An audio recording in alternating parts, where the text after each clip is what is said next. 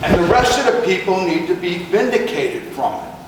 It's not right to have everybody under suspicion. It's a complete travesty.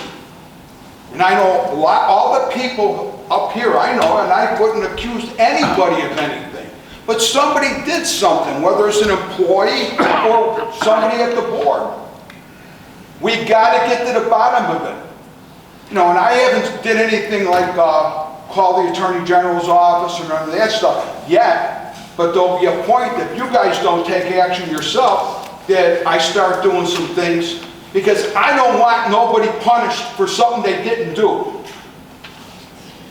So please, hire a forensic handwriting analyst and have them verify the signatures, have everybody that had any contact with that piece of paper, or possibly have contact with that paper, have their signature verified that they didn't do it. So please, let's get to the bottom of this and not make it go for 6 months. Something's wrong and we got to solve it. Dave Medema.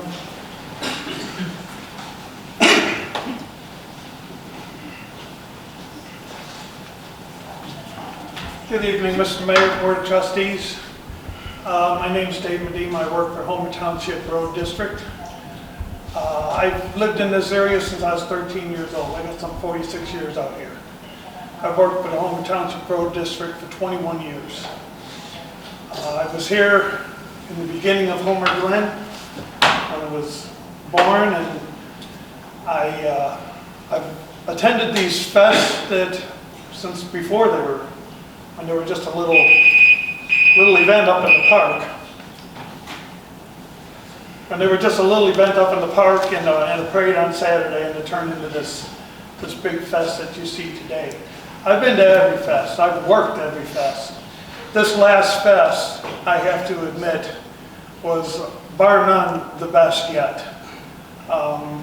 Many years I went to the fest, went to the beer tent, and it was so crowded and obviously noisy. It's a beer tent. But there was never much room to get out of the beer tent and hear the people you're trying to talk to.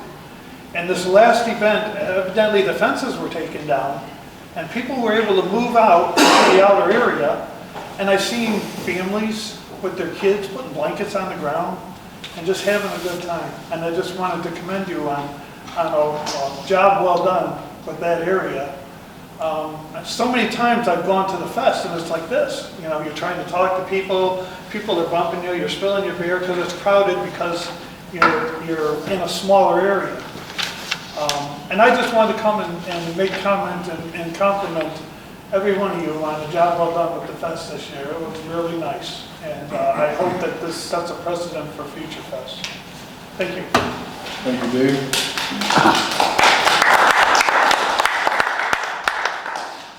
Next would be Sherry Benecki Cooling.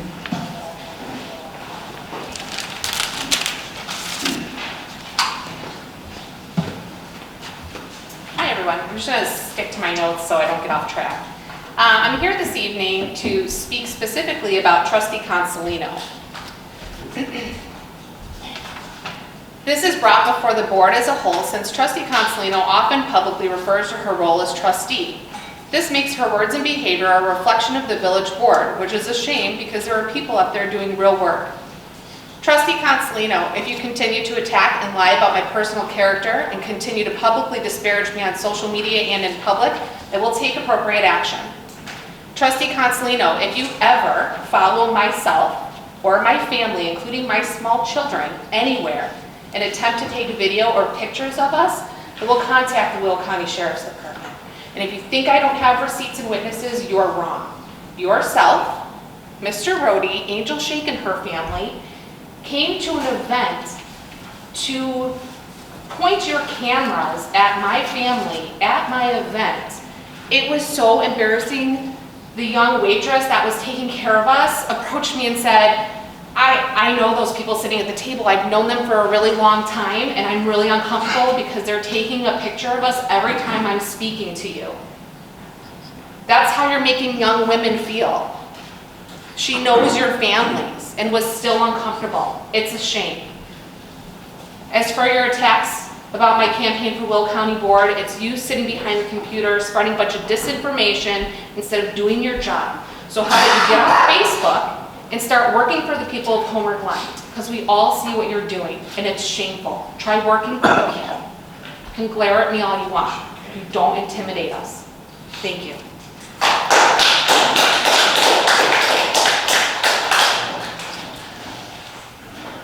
Thank you, Sherry. Next, Sharon Sweets.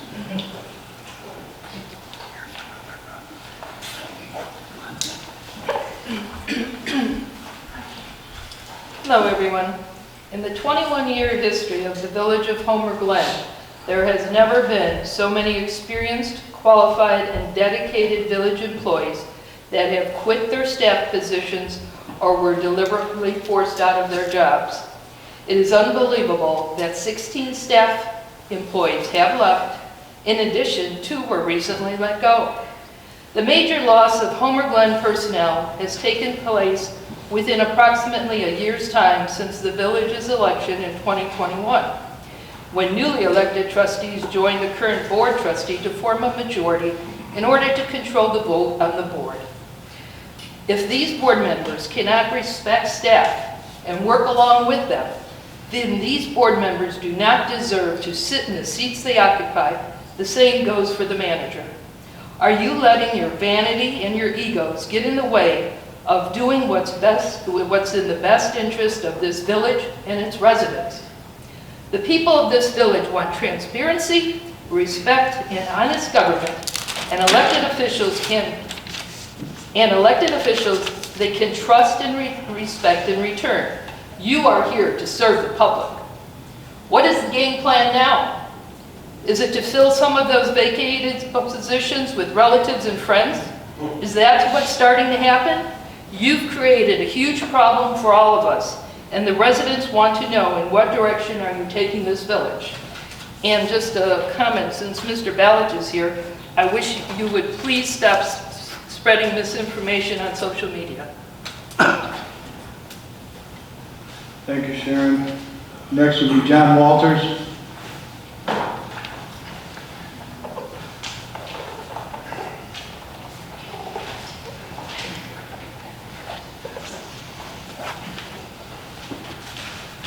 Hi. On July 15th, there was a notice of special board meeting posted, signed by the mayor. It said a discussion of possible action concerning the continuation of the village of Homer Glen's Homer Fest. The implication is there something happened where the fest could possibly be canceled. So I came to that meeting on the 17th, and something was a forged document on the liquor license, the forged signature, the alleged forged signature on the liquor license. And I just think that we need to get to the bottom of this. We have to find out who did this. I mean, the fest was almost canceled. When I read this notice, we were actually considering canceling the fest because we didn't have a liquor license. And this can't happen. We got to get to the bottom of who forged the mayor's signature on this document, or if it was forged. And I haven't heard anything since that meeting, no updates. And I think the citizens of the town deserve to find out what's going on with this investigation, because this is very serious. Thank you.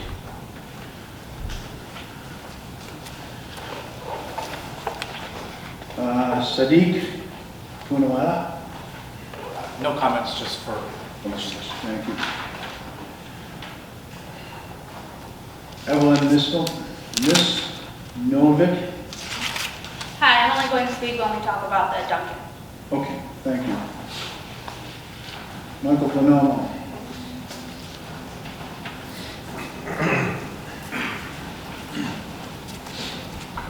Good evening, Mayor, and trustees, and the whole board, everyone from Homer Glen. Glad you're here.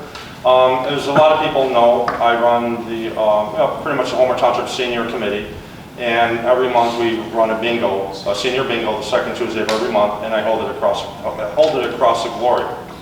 Last month, I was informed by Deacon across the glory that she was having an event on Tuesday, which meant I couldn't have my bingo.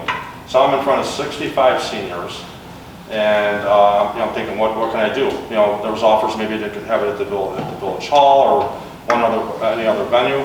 Thank God Christina was there, because it was a simple matter for making one phone call. She came to me, and it's all taken care of. We were able to hold the senior bingo yesterday at Kono's farm, while Kono allowed me to have everything under the tent. Joey's Red Hots served the food, didn't charge us a dime. While Kono hooked up the ice cream truck, we served the seniors ice cream, mustacholi, what else? We had meatballs, sausage, all the food they could eat.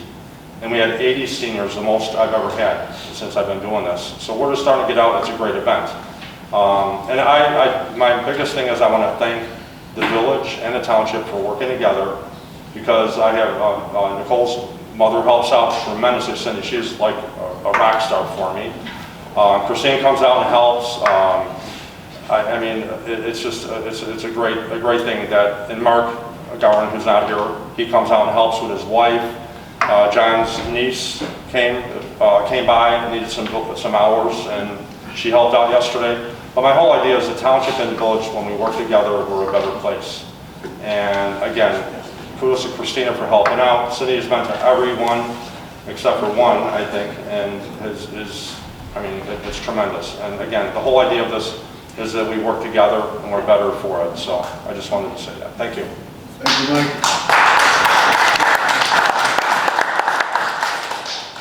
Next would be Mike Carlson.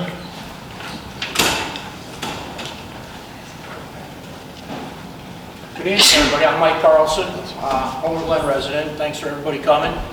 I wanted to say about the committee, the sabotage. Mr. Mayor, I saw you out there one time. You chewed me out a few times behind stage, which was uncalled for because you knew the rules with the alcohol. Your puppets weren't there, so I don't know what the case was on that, but the whole sabotage thing really irritated me, because I worked all the way out in Rockford and I didn't want to miss a meeting. So I drove all the way here for a fest meeting, and then drove all the way back to Rockford. I dedicate my time, my efforts for this whole thing, and the signature thing is really bugging me, and all the attacks on the chair of the Homerfest and all the people, the village managers. I mean, it's ridiculous. It's like a daycare center for adults. This is stupid what we're doing. Everyone's bickering back and forth. You can't do this, you can't do that. If you have a problem with not having a fence there, if that's your whole problem about a fence, come to these meetings we have every month. You know when they are. Explain yourself, and we can work with you. Everybody works together there. There's times where we wanted to change this and that, and we worked together and we figured it out both ways. And that's what you guys need to do up there. You need to figure it out. You need to figure out both ways what's good for both people.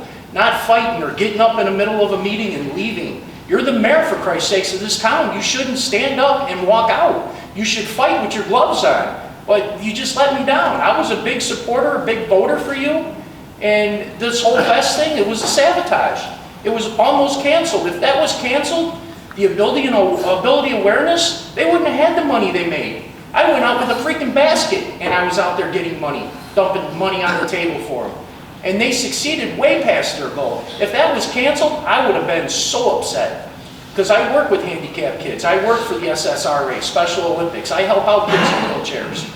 And that is a big part of my life, besides what I do for a living. And I was really upset that this whole thing was almost canceled, that you were almost going to sabotage this thing. I don't know if you or your puppets, or I've ran into all your other people at the store before, and they told me all this stuff. Oh, there won't be a fest this year, there won't be this, there's not going to be that. So it was already planned that we weren't going to have a fest for some reason. And that's just ridiculous. I mean, we got better things to do here than talk about trying to sabotage a fest and look for a signature, whoever did it. You have 30 seconds. That's okay. Anyways, Mrs. Constantino, you're doing a fine job over there. Keep up your good work. Thank you.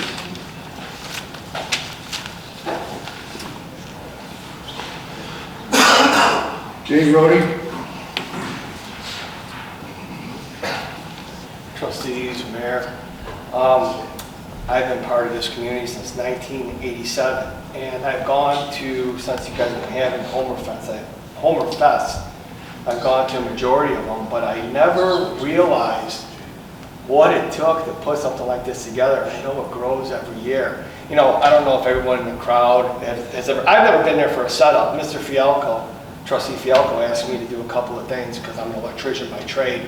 And thank you for giving me the opportunity to give back to my community. I really appreciate that. And also to John Robinson, I know he retired. He couldn't have been more forthcoming in walking me through the way that the electrical and everything and how he planned and laid it out. And, you know, a special thanks to him, but oh my God, you guys worked your, excuse my language, but you guys worked your asses off every day. Everyone on this, well, almost everybody on this board. But you guys, the volunteer was just unbelievable. I had no idea, especially in like over 100 degrees some days. If, you know, I know when you're setting up, obviously everyone can't come there and check it out, but these people worked their butts off, and I'm sure the people before you guys were here worked their butts off as well. It looked like it was a great success. I don't know if you're going to talk about the financial means as far as what the fest pulled in, but it looked like it did a really well, you guys did a really well job. Brent, saw you out there busting your butt. I get it. It was an eye-opener for me, and I really appreciate what you guys do. Thank you very much.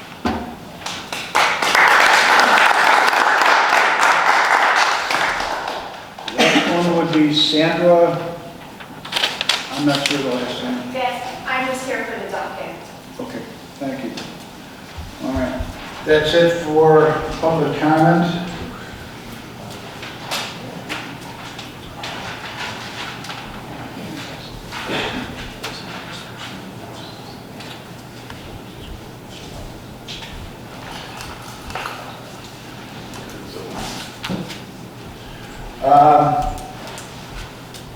I'll start off with the village manager.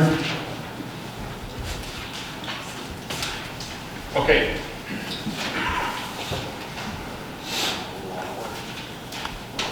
So in the light of Mr. Robinson exiting, he managed our EMA. So our EMA manager, Jim Riley, is actually a coach here, so he's going to step up to the plate and help out until we do some facilitating. We are looking for volunteers. This is a organization that does training to help with emergency management in our area, whether it's an accident or a gas leak or whatnot. So it's very advantageous that we get some volunteers to do this, and we're looking for volunteers that we can train if you don't have the background. So I was asked to see if we can get some volunteers for this EMA. It looks like we're down to like 4 members. We used to have about 8. We usually like to keep it around 8. That's a really good management, gives guys some rotating time. So I'm just here to just kind of say if anybody's interested, by all means give me a call. Come speak to me after a meeting. I'm always available, but that's all I have to report. I'd like to call a point of order right now before we continue. We have an agenda and an order that we are to follow. We were criticized for putting public comment above everything else before, but now we're taking the agenda and shuffling it in the middle of the meeting. I believe we are on G1 in that order. Correct? You are correct, trustee. The order of the agenda should be followed. Number 5, public safety officials. That's not the agenda order, though. It would be your turn, sir. I'll talk at the last one. I've done it multiple times up here. I've switched it around from side to side, and you just don't like it because you're not getting it your way. No, that's all it is. It's real simple. I'm not upset at all. I'm just saying that we have a order of our agenda, and I'm asking that we follow it. Attorney Corvette, does that follow Robert's Rules of Order? The agenda, if the mayor wanted to amend the agenda, if there was an appropriate time to do so at the beginning of the meeting, the agenda should be followed just to maintain the order of the meeting. And so Trustee Fialco is correct in making his point. And so the mayor should make the report, and then the trustees, and so on down the line, as originally stated. If you're going to change the agenda, it should either be done by amendment or prior to the meeting itself. Well, at that time, I didn't feel I needed to say something, but after some of the comments that were made, it changed it, and so I changed it. So, public safety officials, Jeff? Point of order, Attorney Point of Hanson, order is called point of order. can you verify why we should proceed as the mayor is dictating? There's nothing to verify. He basically asked your legislative counsel for his opinion, and Well, his opinion follows parliamentary procedure. Or if the mayor has nothing to say, then the next order on, the next order of business would be the trustees. So mayor, if you're going to make a comment, it would be appropriate at this time, or you will be out of order and subject to a motion from one or more of the trustees. I don't know what else to say, Mayor.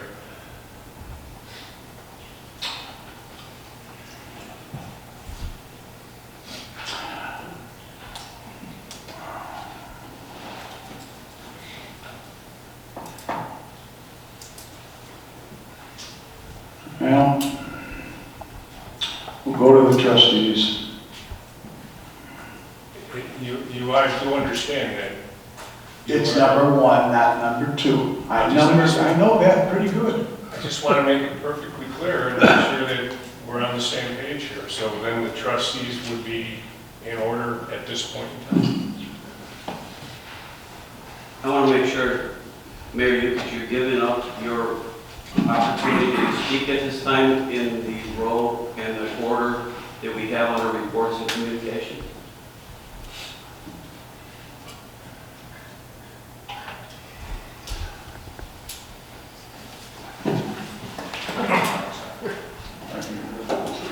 Okay. All right, mayor's report. First of all, Mike, what you said is a bold-faced lie. I talked to you for probably 5, maybe 10 minutes when I was there, and it was all about the festival. As for the alcohol, that's a bold-faced lie. When it first came up to fruition, and we found out that there was a falsely signed paper,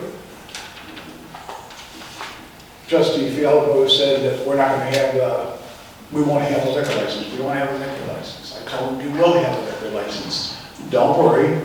We have to find out who signed this paper.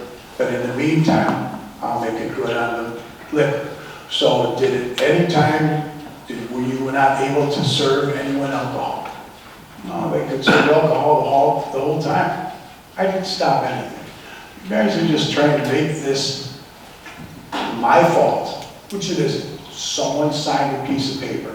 I don't know who did it. I called it forward because Mr. Balich, I thought the exact same thing. It happened before. What's the chance of it happening again? If you look at Cary, Illinois, when that woman took all the money, that scared the hell out of me. So I'm the one that said to our IT guy at the time, call the police. I want the police here right away. So he went and called the police for me. And that was my direction.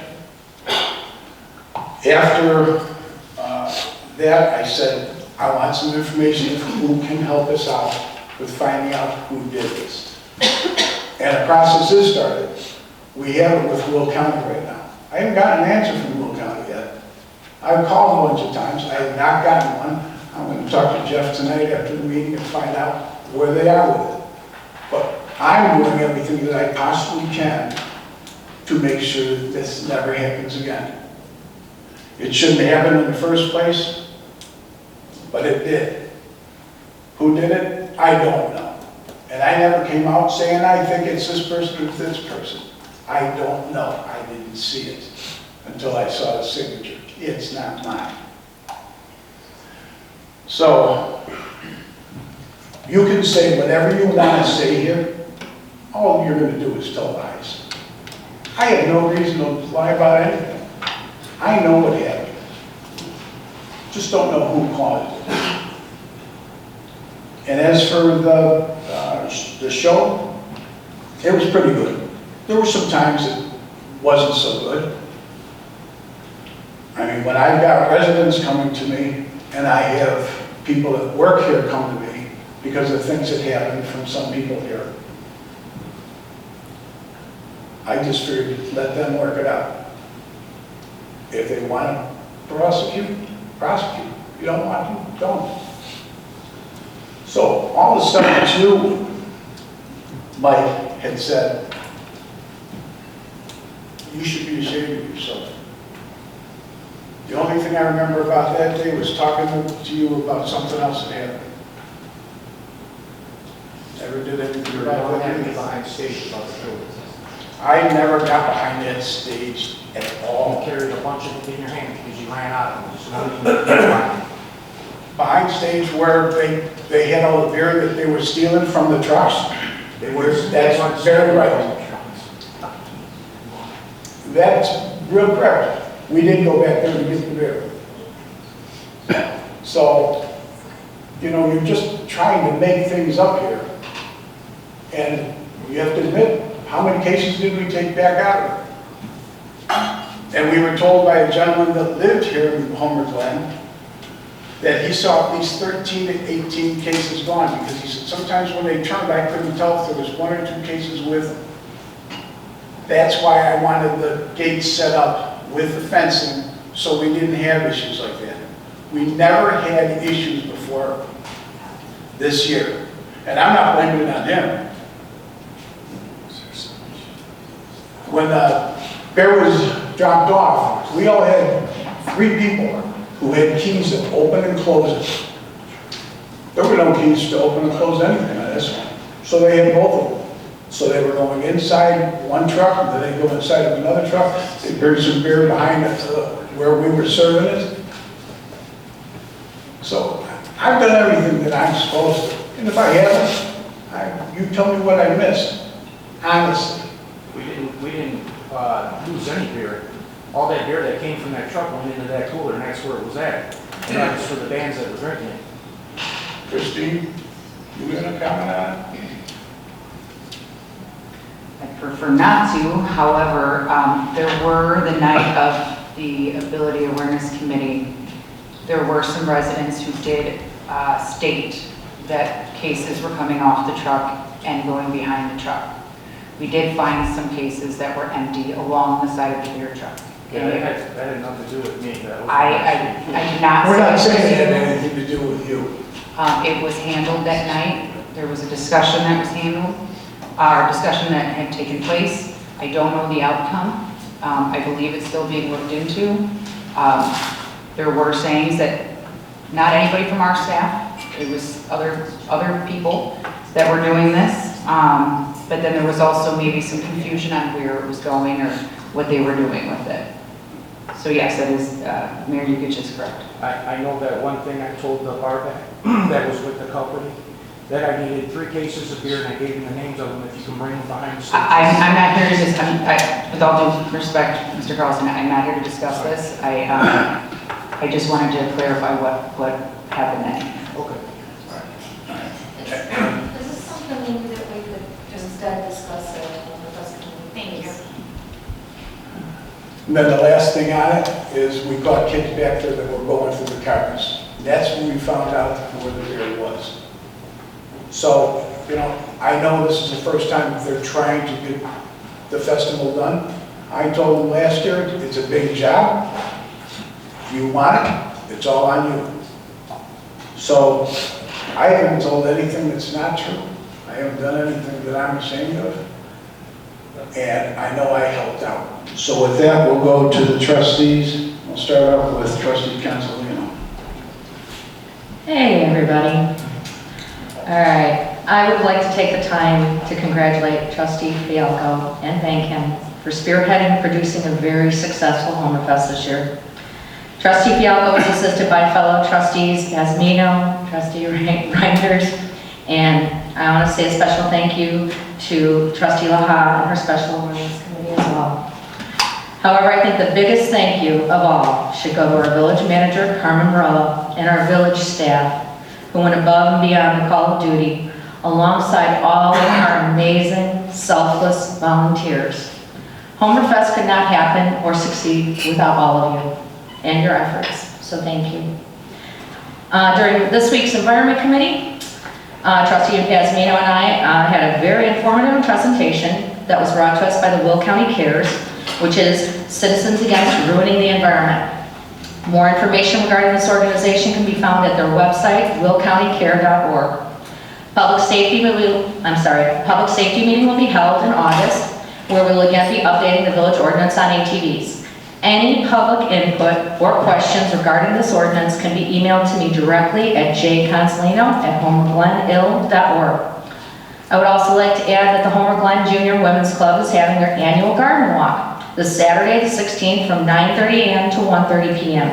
You can reserve your tickets online at eventbrite.com. The self-guided tour will start at the most beautiful Annunciation Byzantine Catholic Church.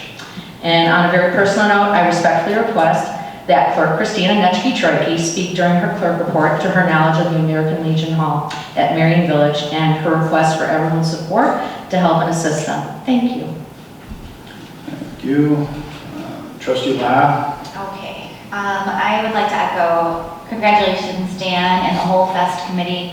It was really hot, and a lot of you were doing it for the first time, and I thought it was amazing. I look forward to supporting it next year, and the Ability Awareness Committee helping the pre-party carnival. With that being said, I want to thank the volunteers that came to the pre-party carnival. It was, everything that we were able to do and had control of, we put our hearts and soul into it. My volunteers came. And had a smile on their face even when we had some issues come up, and I am just so unbelievably thankful because, like Trustee Consolino said, without you we wouldn't be able to have done what we did. I want to also thank Joey's Red Hots. They are so unbelievably charitable and supportive, so thank you. I want to thank Papa John's. That was amazing too. The kids loved the pizza. Karen Adamchek and Debbie Stevens really were out there busting their butts in that heat. So thank you so much for being my feet and my voice for some of those things. I also would like to thank all of those that came out to bartend, the MC who rallied the people who really opened up their pockets. Homer Glen is such a generous community, and I was really proud. I was really proud of the people that came together. I was proud that we raised over $4,000 for a swing that we are going to be able to look out and put over there. Homer Glen is a really great place, regardless of some of the efforts of people to try to say otherwise. I'm proud to be a trustee. I work my butt off alongside with everybody else here. And I think it's really unfair to pin some of the things that are going on this board. Everybody up here works really, really hard. So with that being said, Christina also is going to announce our Pop Cat Challenge winners that also really rallied and got together and created a lot of fun and raised funds. And I also would like to personally congratulate our special needs grant winner that Brent Porfilio sponsored. Her name is Bridget Albert. And I don't know if any of you have been able to see the presentation, but it was really inspiring and reminds me why I sit up here every other Wednesday to do what I do. That's it.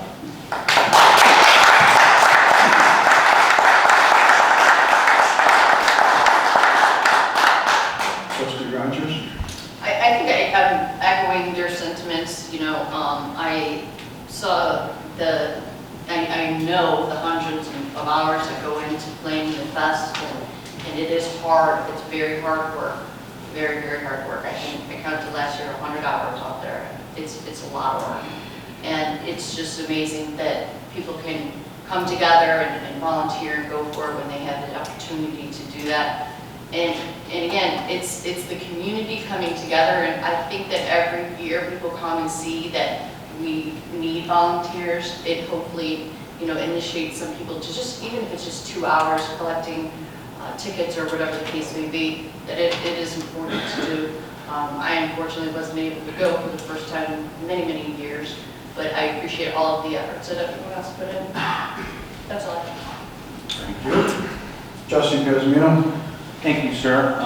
Don't have any report for my committee, but Trustee Lahan, Trustee Lahan, and Trustee Consolino, you kind of stole my thunder. So and language being repetitive, I agree with everything they said.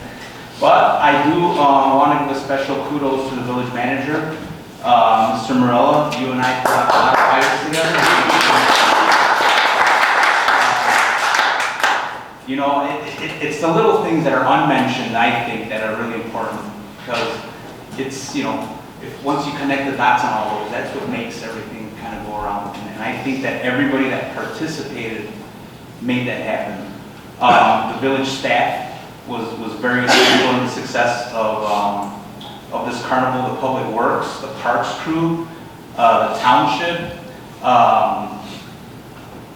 Brent Porfirio, who built the road that connected, he put the asphalt, he laid it out really nice. I mean, this is unheard of years ago, and we did it all in 1 year. And a special thanks to Trustee Fialco. You took a risk above all odds. Everybody said it couldn't be done, you were doing it wrong. You did it anyway. And yes, there was a few bumps in the road, but we worked it out. And we got it done, and the residents benefited from it. Thank you very much.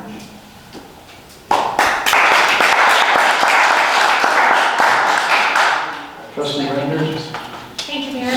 First of all, I would like to thank everybody who participated in the village parade, the home parade. I know we got rained out on Saturday, but we actually had a really good turnout on Sunday as well. And I'd just like to thank everybody that worked really hard to put that together and help us organize it. I really look forward to next year. I was just at a parade in Gatlinburg, and they hold their parades at midnight, and I've never seen anything like it. It was amazing. There were more floats and marching bands and dancers, and it was crazy. So it gave me a lot of ideas for next year. So I really look forward to that. I would also like to thank Dave Fialco, John Robinson, Tony Drabeck, Mike Carlson, Parks, and Public Works. The Best Committee, all the volunteers, I mean, everybody worked so hard this year. And the heat really was, I mean, it was pretty bad this year. And I mean, everybody was just out there working their butt off. So I really would like to give kudos to everybody that volunteered. We actually did do, we actually brought the meatballs again this year, and they were a huge success. People were walking around with plates of meatballs, so that made me very happy. So I'm still getting compliments from people that are coming into the restaurant and just stopping me at the store. I went to Myers the other day. I was in there for almost 45 minutes, and I went in for one thing. So people are still talking about the fest, and they're saying that they love the new setup. They love that the kids were separated. The kiddie rides were separated from the other rides. They love the food truck. Everybody is still talking about the food trucks. So that was, I'm really happy with the way everything, the new plan was set up. So, but I know it wasn't easy. This was the first year that Dan took on this task. And I know there were a few hiccups along the way, but they did a fabulous job. Him and the committee and all the volunteers and everybody that worked hard. And also I'd like to give kudos out to Nicole and the Ability Awareness Committee for the donation to the park. So I'm so excited about that.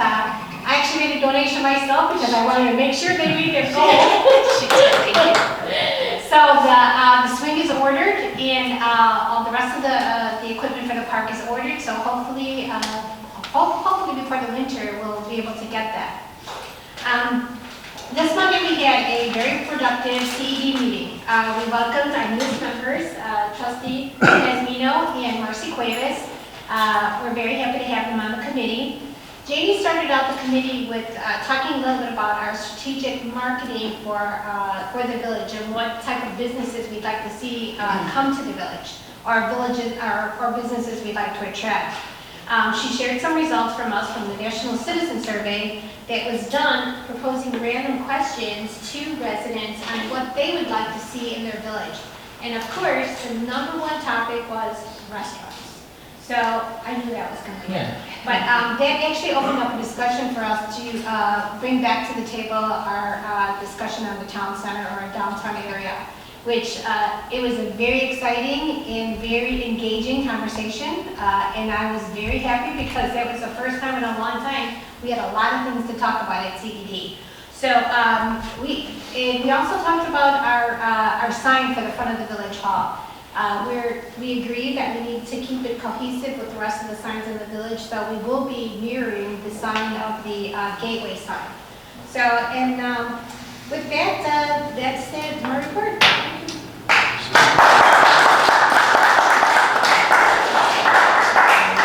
Next would be Trustee Fialco. All right, thank you. I'm going to just change channels here just for a moment, and I'd like to ask for a moment of silence for the lives lost and the injured in Highland Park during the 4th of July.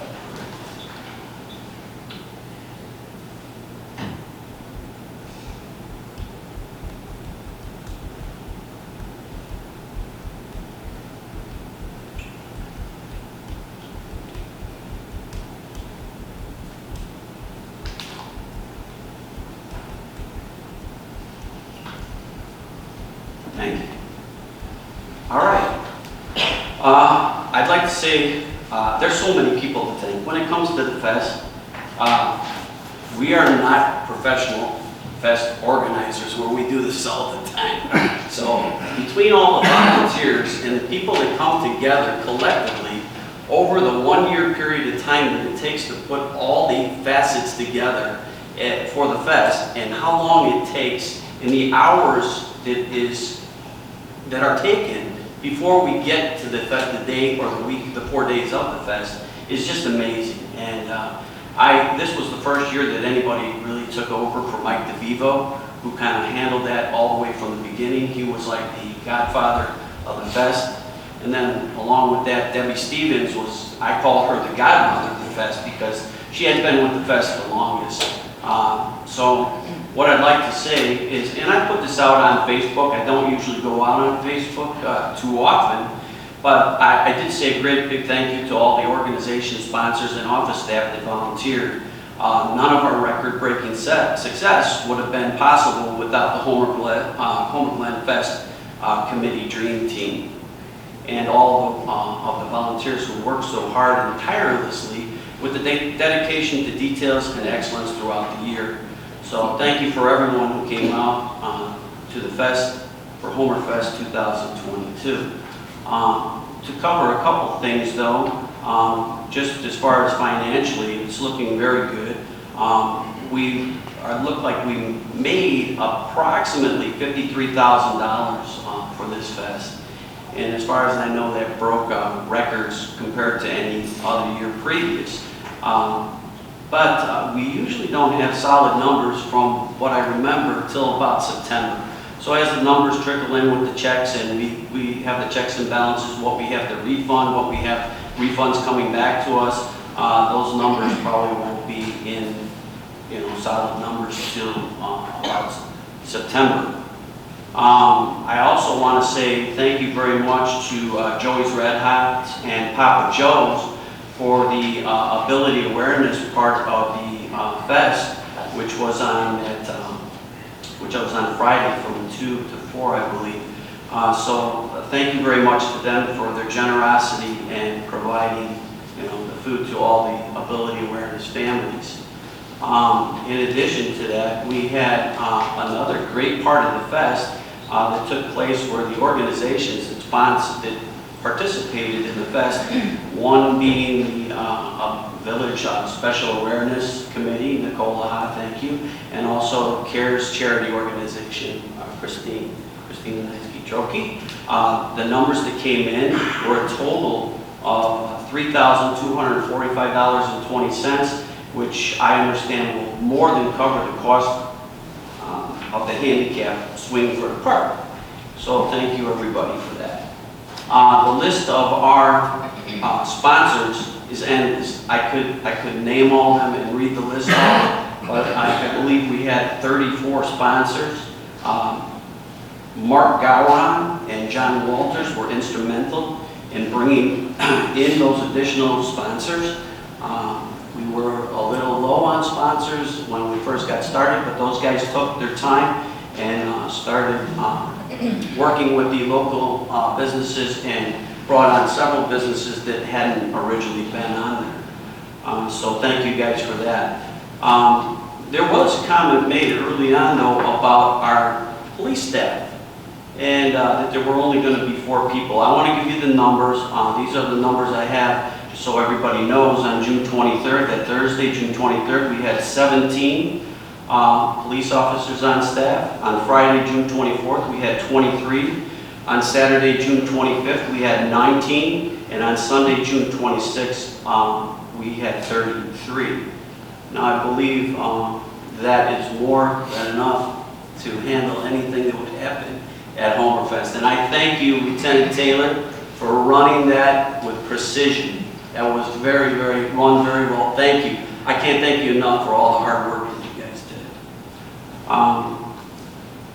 The other thing I'd like to say is happy anniversary to Scott Chance, one of the employees here. The other thing is, recently I was at a meeting on Wednesday where Brent Portfolio and the Township Board presented an award or not an award, it was actually a grant award, I believe it was called. And that was such a beautiful moment that was shared with our community, and for everybody to be there, and for this young lady who was so happy. It was like, I believe the township and the village, we started kind of with this saying, fix where we live. And if we're fixing where we live, one soul at a time, you guys did a great job. Thank you. That's one of the goals.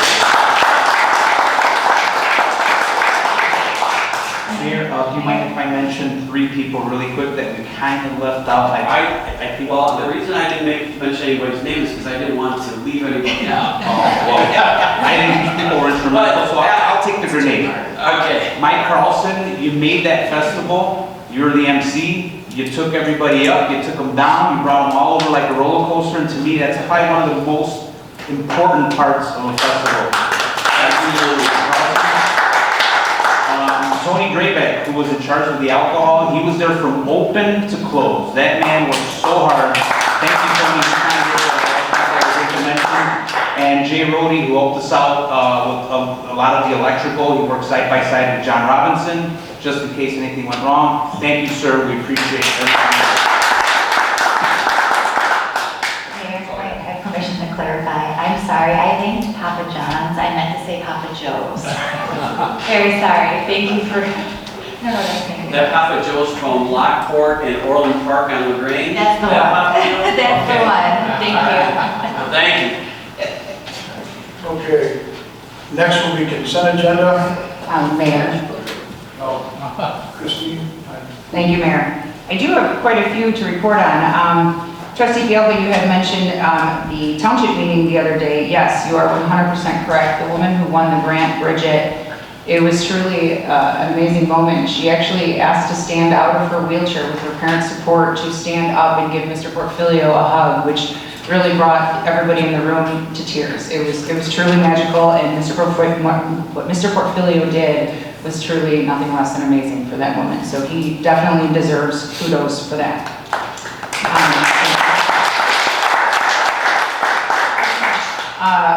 Mike Bonomo, yes, your senior bingo is so fun. I even enjoy it, even though I can't play. It's so much fun, and I truly recommend for any senior to check it out. It's $5 for 2 cards, and they get free food and non-alcoholic beverages, and good entertainment and good times, so I do recommend that they come out. The fest was absolutely amazing. Great job, Trustee Fialko, or Chairman Fialko. The Ability Awareness Committee that took control on Friday night, yes, the money for the swing was raised. Mr. Carlson, you did pass out a bucket, which helped us get there. It looked like church. You were passing around this bushel basket down the line, and you truly helped us get that swing, so we thank you for that. We also got the swing because Trustee Pazmino and Trustee Reinders also made kind donations to help get that swing as well. So thank you for that too. The parade, Rosie, or Trustee Reinders, you did an amazing job at the parade. I think my favorite part was seeing the veterans up front on that little truck thing. It was truly amazing, and they personally wanted me to tell you thank you for putting them up front. So they were really happy about that. Thank you, Jennifer, for mentioning the military. I wasn't going to do that tonight, but I will. At the township meeting, I did go to the village, or the township board on behalf of the American Legion Post 2011. Commander Lou Zemke was looking for support. He's not looking for financial gain. He's not looking for any sort of funds being donated. He is looking for the village board and the township board to come together and support our own American Legion here in Homer Glen. It is post 2011. They have about 30 to 40 veterans that serve out of that post. What they're looking for is support as in attending their events, helping them share and get the word out when they have an event.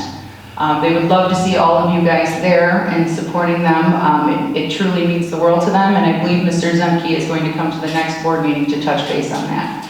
So thank you, Jennifer. I believe the township had discussed at the last meeting that they were planning on adopting the American Legion Post 2011 as their official American Legion Post, and I could not recommend more that this village board does the same. There is also American Legion Post in Lockport and a VFW in Lockport. Obviously, we live in Homer, so I do highly recommend that we adopt the American Legion Post in Homer Glen. Nicole, you had mentioned the Pop Tab Challenge. We didn't raise as many Pop Tabs this year as we did last year, but we did get about 700 pounds of Pop Tabs. Majority of those Pop Tabs came from our very own Maureen Diogardi. She won $1,000, and she got to donate an additional $1,000 to a resident in Homer Glen with special needs, and that winner was Jax Jankowicz. And Maureen, she actually took her $1,000 and donated it to another special needs family in Homer Glen.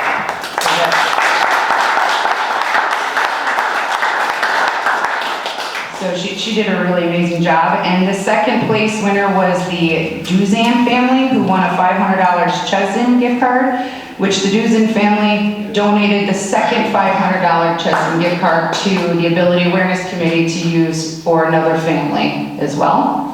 The third place prize winner won a $750 Birchwood Garden Landscape gift card. That was the Donaher family, and they donated their additional $750 to Allison Kenkowski, who also is a special needs resident of Homer Glen.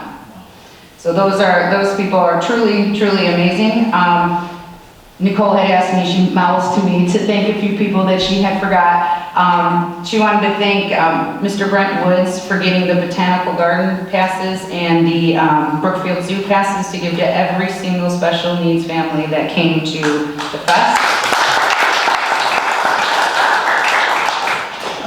And I think that's all I have. I'm done, thank you, Mayor. You're welcome. Next would be consent agenda.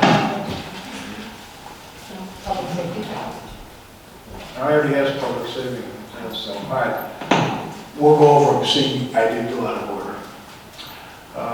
So, public safety officials first.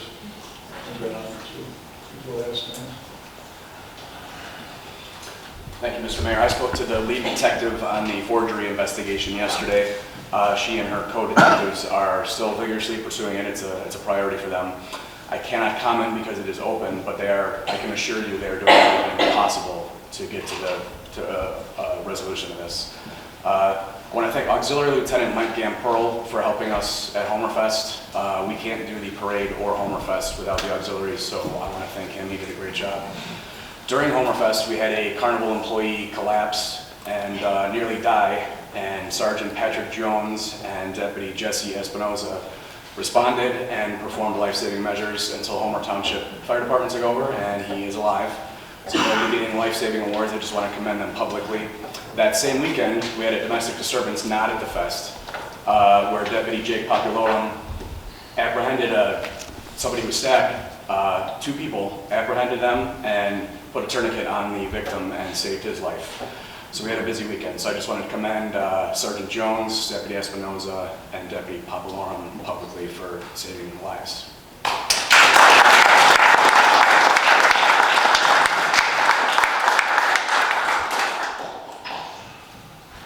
Okay. All you. No report, Your Honor. Okay. Next is consent agenda. We have one more turn. Did you have anything to say, Karen? No. Thank you. Thank you for asking. Consider for approval the accounts payable for the period of June 10th, 2022 through July 14th, 2022 in the amount of $825,237.88. Number 2, consider for approval payment of the Village of Homer Glen May legal bills from Mahoney Silverman and Cross LLC in the amount of $1,755. Next, consider for approval payment of the Village of Homer Glen's May legal bills from Legislative Attorney Orlson, Stirk, Murphy, Frazier, McGrath Limited in the amount of $7,816.25. Clerk, please call the roll. I need someone to make a motion in a second. I'll motion. Second. Now, call. Trustee Laha? Aye. Trustee Reinders? Aye. Trustee Rogers? No. Trustee Consolino? Aye. Trustee Fielko? Aye. And Trustee Pazmino? Aye. Next, legislation and action items. Consider for approval ordinance number 22-031, an ordinance amending Chapter 10, Boards, Commissions, and Task Forces, Article 1, Boards and Commissions, Part 1, Plan Commissioner of the Village of Homer Glen Code of Ordinances. So moved. Second. Discussion?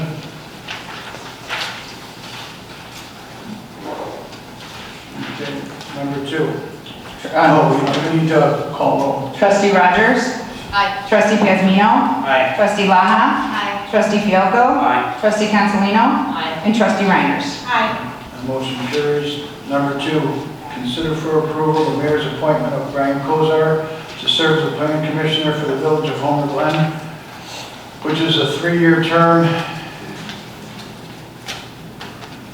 And consider for approval the mayor's appointment of Brian Kozar to serve as the chairman of the village's planning commission. It is understood Mr. Kozar's appointment as chair is at 1 year. I'd like to read something for discussion on this. We need a motion first. I'll motion. Second.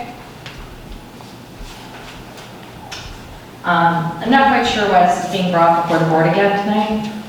Mr. Kosar resigned during our last village board meeting at approximately 7:10 p.m. on June 8, 2022. Mr. Kosar submitted this resignation to myself, board members, planning commission members, as well as he sent copies to the Chicago Tribune and the Southtown. His resignation stated, "It is with great disappointment that I was not reappointed to chairman of the planning commission.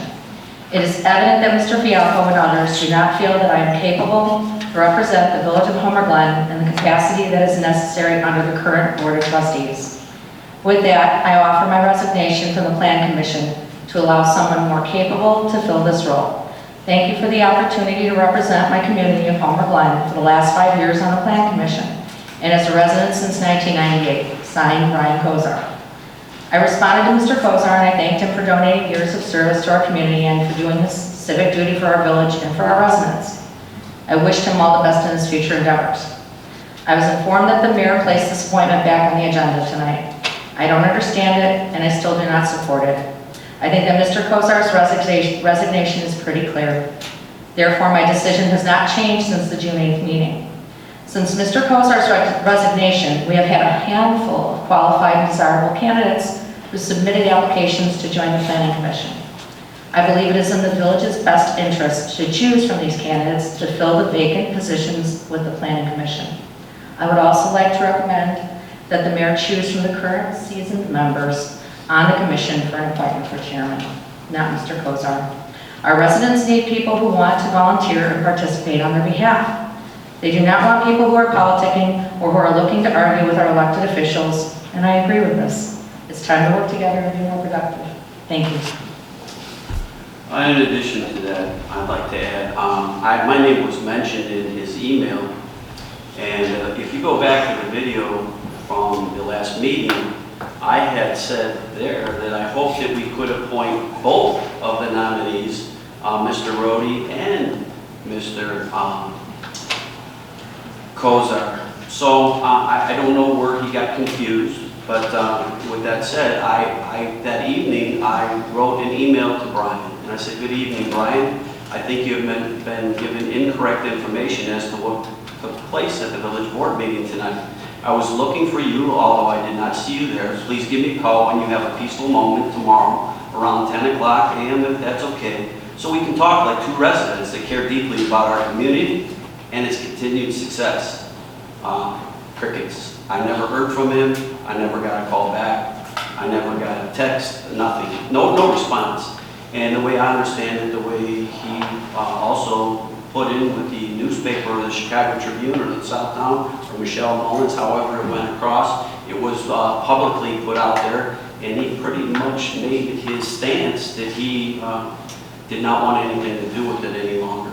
But wherever that confusion came from with his observation of the video or whatever somebody told him, because he put this out, it was very quickly at 9:10 p.m. and he wasn't at the meeting, so he had no time to review the videotape itself.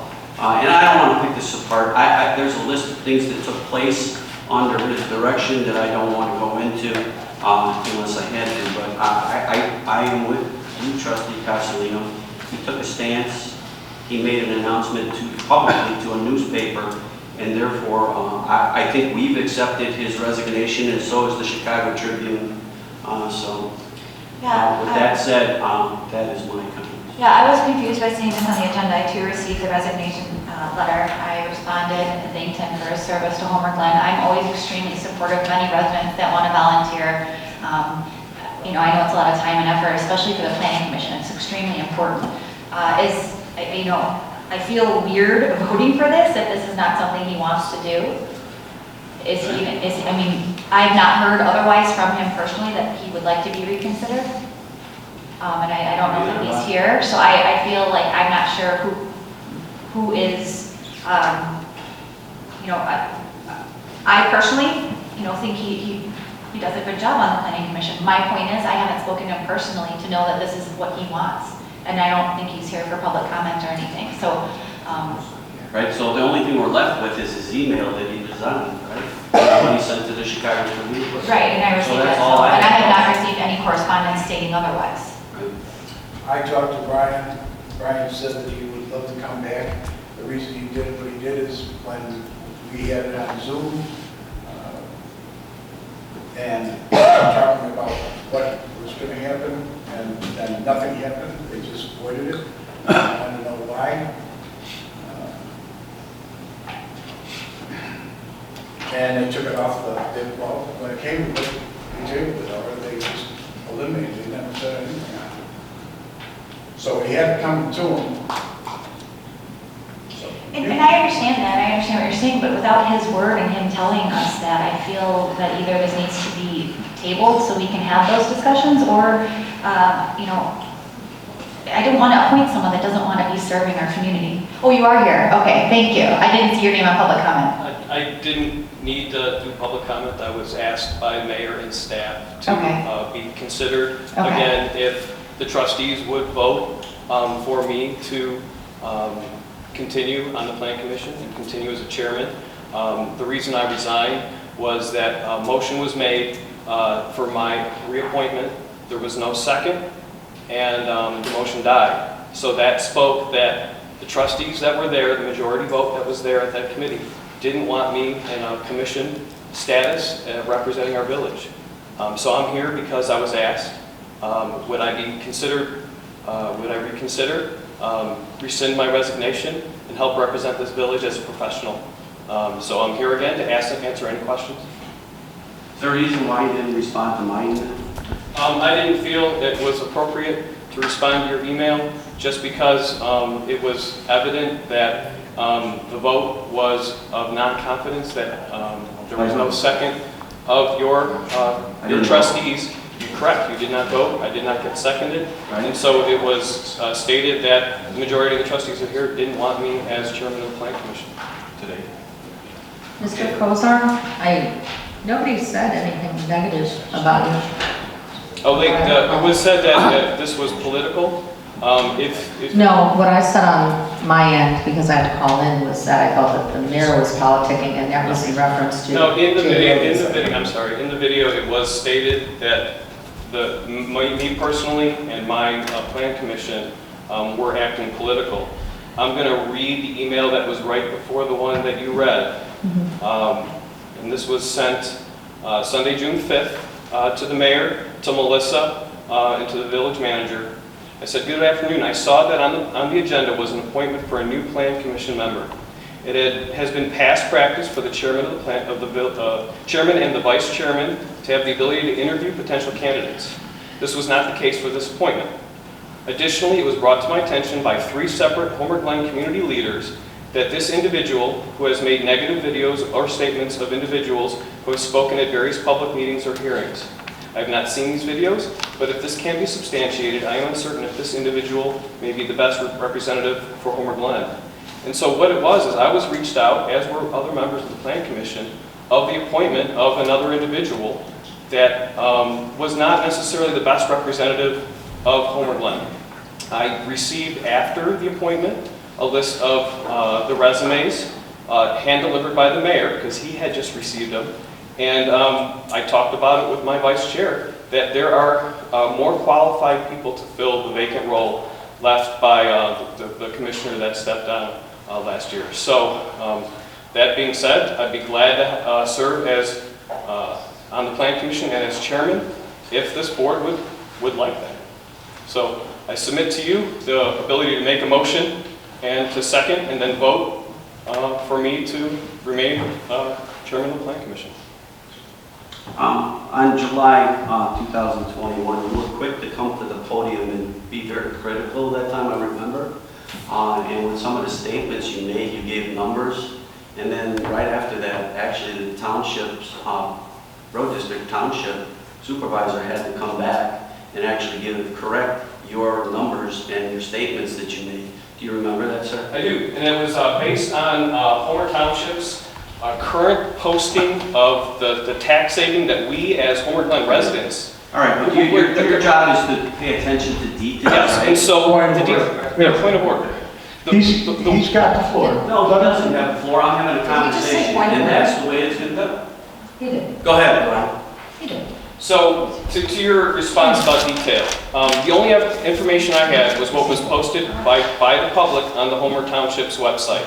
If any data was different, actually that was a report for one of my public administration's master classes showing that a reduction in public service in public special districts causing a savings of per $300,000 household of $400 plus or minus to every single Homer Glen resident by our commissioner, our township commissioner here, by giving us, or by transfer of stewardship of the highway commission. Would you say that was a rush to judgment, what you said at the July meeting, though? No, it was a compliment to both the township and to the village board and our administration. You criticized this board and you complimented the previous board, and then you gave numbers that did not match with the road district supervisor and what he had presented the next meeting to correct you. So that's kind of like where this started, and I still don't know why you didn't respond to me. But also, as long as you're talking about resumes, the resumes were supposed to be completed in by December 31st, and you weren't here to answer that question last time.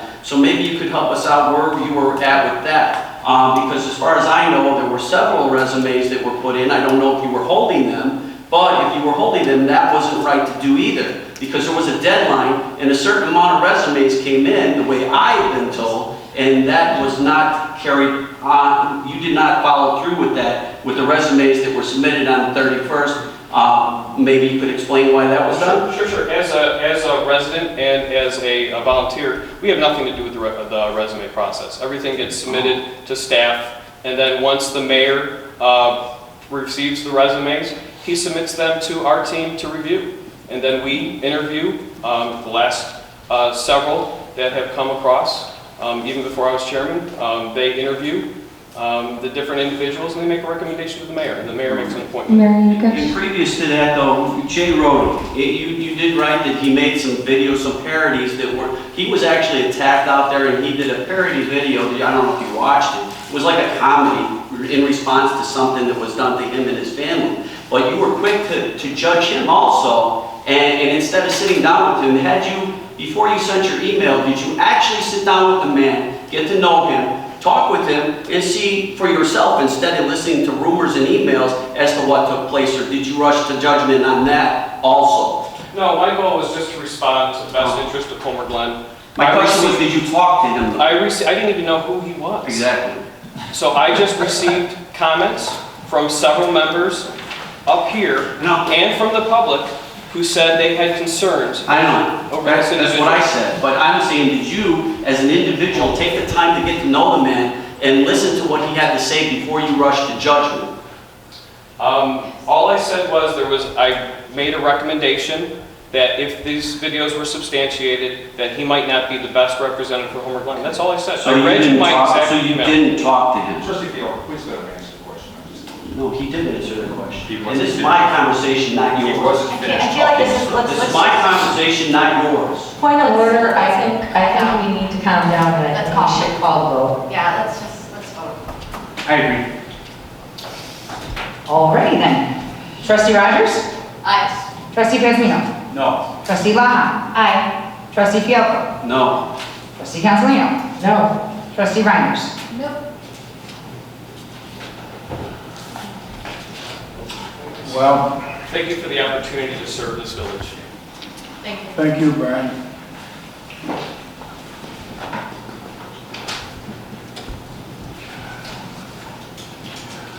Okay. Number 3, consider for approval the mayor's appointment of Jay Bradovich to serve as plan commissioner for the village of Homer Glen, which there was a 3-year term. So moved. I'll second it. Discussion. I think, Mayor, I'd like to say, I've known Mr. Broderick for many, many years, and I know that he is a master in his field, and I think he's going to be able to serve this community well. He's got the knowledge and experience to read over plans, to engineer, and he has the resources actually to help us with all of that. So I believe that he would be an asset to the village.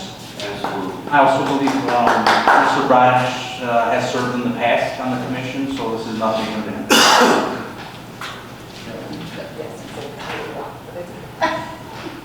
Any other discussion? Madam Clerk, would you please call the roll? Trustee Pezmino? Aye. Trustee Laha? Aye. Trustee Fielko? Aye. Trustee Cancelino? Aye. Trustee Reinders? Aye. And Trustee Rogers? Aye. Jay, if you're in the audience, you're on the planning commission.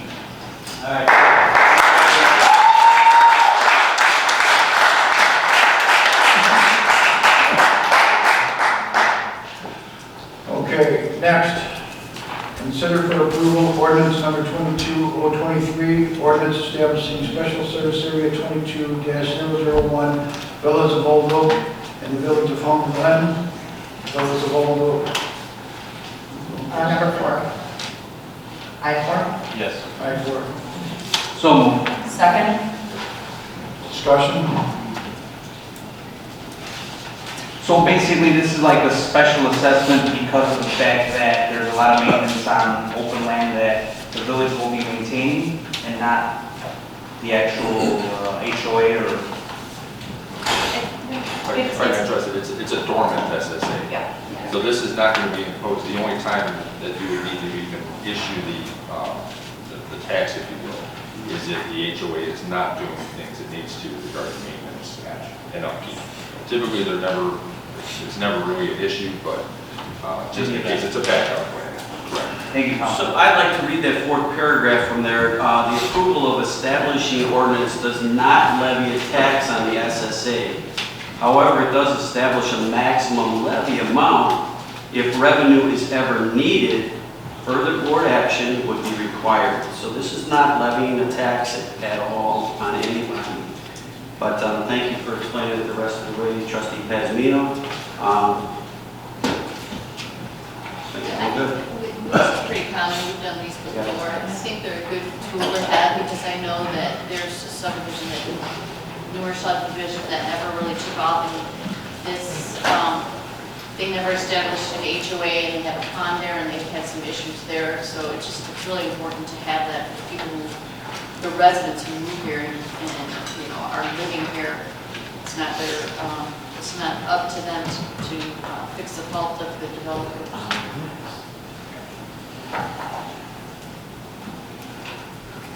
So, discussion. Call the please. Trustee Laha? Aye. Trustee Fielko? Aye. Trustee Cancelino? Aye. Trustee Reinders? Aye. Trustee Rogers? Aye. Trustee Pezmino? Aye. Motion carries. Thank you. Next would be consider for approval ordinance number 22-029, A request for one, a map amendment from A2 rural residential to C2 local business. 2, special use permit for a planned unit development, PUD, with certain exceptions. A special use permit for a drive-through establishment, a site improvement plan, and a preliminary plat for certain real property located in the A2 rural residential zoning district and C2 local business zoning district at 12121 West 159th Street, Homer, Glen, Illinois. So moved. Second. I believe that was trustee Laha. Taylor, would you be able to give us any insight on this that took place? Or you don't want to? Well, as to how this is going to end up being with, it's another Dunkin' Donut, correct? Correct. And I know we have quite a few Dunkin' Donuts in town, whether it's in a gas station or by itself. But in that, I think we asked at the meeting that if we try to make it not look like a regular strip mall, Dunkin' Donut, and I know some pictures were sent to us this afternoon as to how it would look.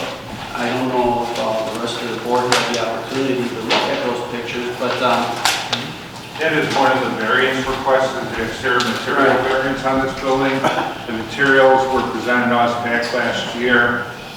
It is a little bit different than our exterior brick ordinance, so that is a variance portion of this. And are you okay with that, Joe? I researched these materials. They're very popular. They've been actually used on thousands of new buildings, restaurant type around the world. They're very durable. So I think the architecture given the area is probably up to the board, obviously, but I'm fine with the building code aspect. They do meet all ICC valuation report requirements, so it is a good material. I think the Culver's was also given a variance like this also, Correct. and there was another store also besides Culver's. The insulated panels at Shorewood Home and Auto, those were unique materials that weren't necessarily brick. Very good products. We're starting to see more and more in these building industries because of the energy requirements that are being mandated by the state. We're seeing some new materials being presented, and any materials that are being used needs to be, we check for compliance with testing agencies for their durability. Currently, that's where the Ace Hardware is at, right? That's correct. This is going to be in the Ace Hardware parking lot in the northwest corner of that section of the parking lot. Which they're going to take up some of that parking lot in front of the Ace, and that's where it's going to sit. It's not going out of, it'll be kind of blocking the Ace in a way. Well, it'll be in the northwest corner, so it will still give visibility to the Ace Hardware itself. It's kind of going to be underneath that, I think there's a billboard there. Right now, it's going to be in that corner, tucked in that corner of the parking lot. With that said, the Ace Hardware, is that owned by, that whole strip mall, is that owned by, I think his name is George? Does George own that whole strip mall? Yes. I think they've changed ownership for that portion of the property. I just want to make sure we're not allowing a building to be put in the front that's going to affect the other businesses some way, if everybody's not on the same page with it.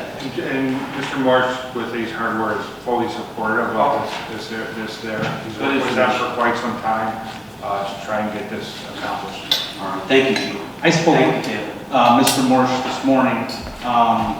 He actually welcomes it because he feels like a lot of the people who are coming in, contractors, are going to come into the Dunkin' Donuts, and then they're also going to buy things out of his Ace Hardware. Also, I live right around the corner from there. I welcome a Dunkin' Donuts in that area, somewhere where I can just walk up to it. I think that part of Homer and Glen is underserviced with these type of establishments. And to be honest, I saw the picture. It's very modern, very chic, very nice, and it says Dunkin' Donuts Homer Glen. So I mean, what more could you ask for? I think actually they're going by Dunkin' now, and not necessarily Dunkin'. And Trustee Fialco, remember when we met about it, we were discussing, we wanted more landscape. They did accommodate our request to add even more on top of what the original agreed amount was, correct? And I think that'll make it really. Yeah, that was a request by Melissa King, our planning and zoning. She did request that there was be more landscaping than what is originally proposed, so. Thank you. I had some questions and concerns, and staff got back to me right away, so I'm fine with it. Everything that I was issued was pretty much just some of the same things that you all had. I wanted to make sure that George was made aware of it and was supporting it, and Melissa said absolutely. And looked at some of the materials and things like that, but other than that. Okay. Madam Clerk, call the roll. Trustee Fialko? Aye. Trustee Consolino? Aye. Trustee Reinders? Aye. Trustee Rogers? Aye. Trustee Pazmino? Aye. And Trustee Laha? Aye. Motion carries.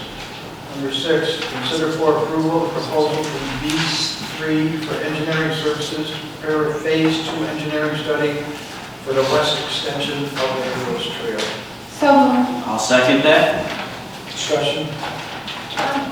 Here, this is basically, this is the extension of the Heroes Trail, and myself and Carmen and Gia met with B3, and Melissa met with B3, and there's actually, we found out that there is money appropriated for this study. So this actually started a few years back. So I actually brought it back to the table for us to continue on and get it finished. So they're actually in the second phase of it now, and they will be contacting ComEd. And they also said that they will, there's a lot of grants out there that they can apply for us. So they'll be planning to tackle this stuff. Yeah, this is part of the overall, if you look at the comprehensive plan, this is part of the extensions that we had foreseen in the future. I think that when COVID came, kind of put a halt on all of that stuff. So it's definitely well needed. I did also speak with Melissa and asked her if there was, we could come up with a way to improve that map and so people could see it better, because it's very, I mean, I have terrible eyes, so it's hard to see. So she is working on that so that people really know how to get around. Yeah, and there's been a lot of requests for it because of the fact that, you know, it just stops there. Yeah, in Parker, it's Culver Park. And, Ricky King, you know, they want to ride their bikes to the front from the area. So I think it's, and they're working on it right now, so.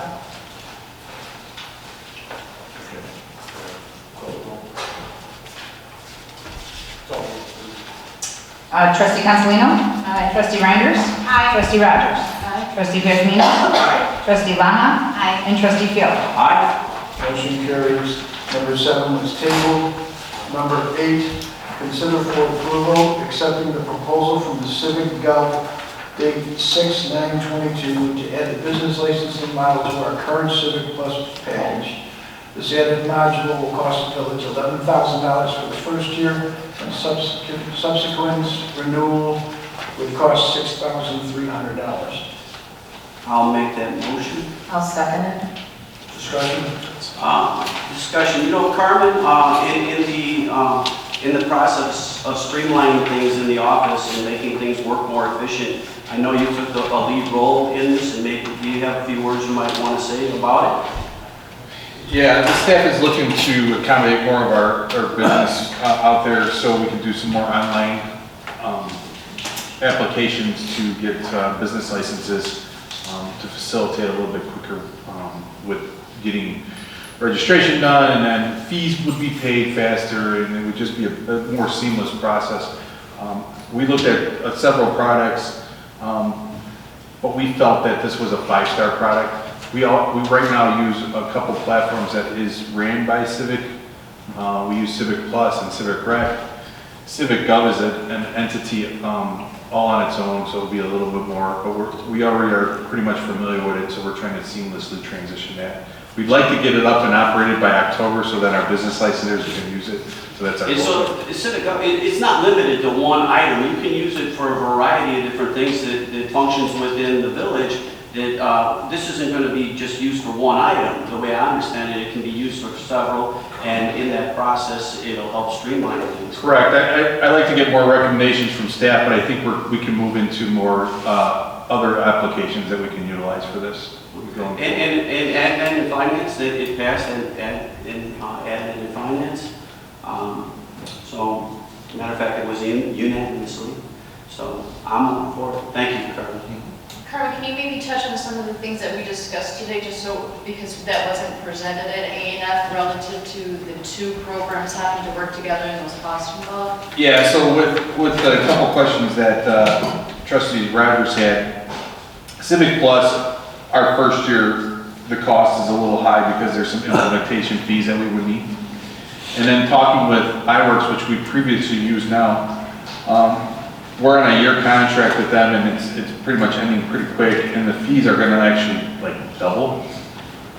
So we would like to make this transition kind of quick so we don't have to foresee using doubling our fees with our other program. And we also feel as staff, and I'll speak for most of them, that Civic Gov is a little more of a 5-star program where iWorks is not adamantly where we need it to be. Is that Yeah, I mean, they definitely favor this one. I think what I was looking for is, how long do we have to carry the two? You know, we talked about going through the same thing at work. Yeah, so how long do you foresee us having that carry cost, and what is that monthly carry cost to run two? So what we're looking at is we're going to have a year lapse with a carry cost, but we are still utilizing some of the software for iWorks with our other departments. The first year investment is a $6,000 investment plus implementation, which is about $11,000. That's what we're going to see for our first year with Civic Gov. We also will be seeing a fee that we already paid with iWorks of roughly about the same amount of money. So we're going to have some carryover. Plus, some of our departments still use iWorks. In-house right now, Civic iWorks is used in our building department. And then there's a separate iWorks that's used by the Public Works Department. So we're looking to, hopefully, that we can actually transition. So about $22,000 a year for how long do you think? I didn't catch that part. Within the year, we'll have it converted. That's the transition time you're talking yes, about, right? Correct. So in the long haul, streamlining things, it's going to be more efficient in the long run. It might cost a few dollars extra right now, but in that transition period of switching from one to the other, it's going to be a little bit more, but in the long haul and streamlining many different items within the office, it'll be more efficient and more cost effective. Right, and the goal is to collect business fees faster, so we're not chasing it. I think putting in more of an online, I think will help our clerk's office. Thank you, sir. So, if I could finish, I'm sorry. When we were talking so I think, forgive me, year one and year two, so year three's number be 11? Year 3 would be $6,300. I think there's some confusion, though. Yes. He's talking solely business license registration. Right. This is not for all of the other portals that involve with iWorks versus CivGov. Wait, so that'll be additional then? Yes. Do we have that? The additional costs? What about there?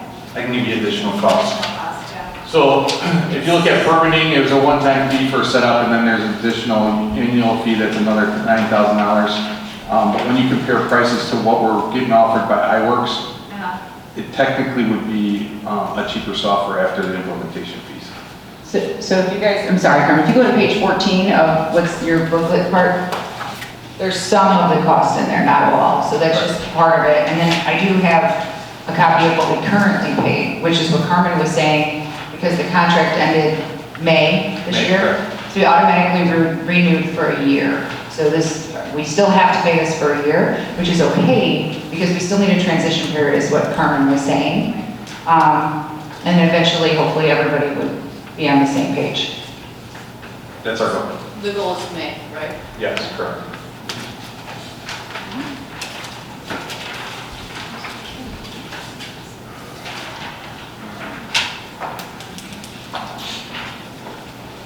Madam Clerk, would you please call the roll? Trustee Reinders? Aye. Trustee Rogers? Aye. Trustee Pazmino? Aye. Trustee Laha? Aye. Trustee Fialko? Aye. And Trustee Consolino? Aye. Motion carries. Number 9, consider for approval the release of funds being held in escrow for the extension of the sewer system located at the Boo property in the amount of $23,543. I'll make that motion. I'll second. Further discussion? I just want to mention that Admin and Finance Committee voted unanimously in favor of this action. Okay, Madam Clerk, would you please call the roll? Trustee Rogers? Aye. Trustee Bezmino?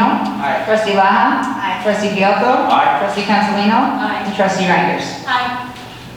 Motion carries. Number 10, consider for approval to sign a Class E liquor license, temporary license to Holistic Riding and Equestrian Therapy hosting an event at Shady Oaks located at 163rd and Parker, Homer Glen, and the HRET Country Western Fundraiser held on September 17th, 2022. So moved. Second. Discussion?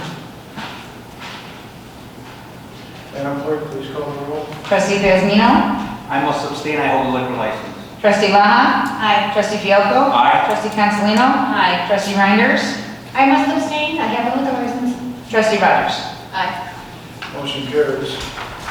Number 11, consider for approval one of 3 concrete lifting companies that submitted proposals to the 2022 mud jacking program. So moved. Second. Discussion?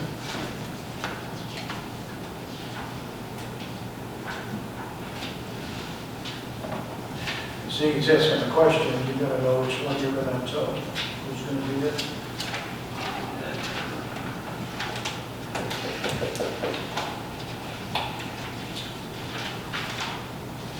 So who are the It 3? has to go to the lowest bidder, right? Isn't that the discussion that we had before? It Well, has this- to go to the lowest bidder? Well, this isn't, we're not using MFT funds for this.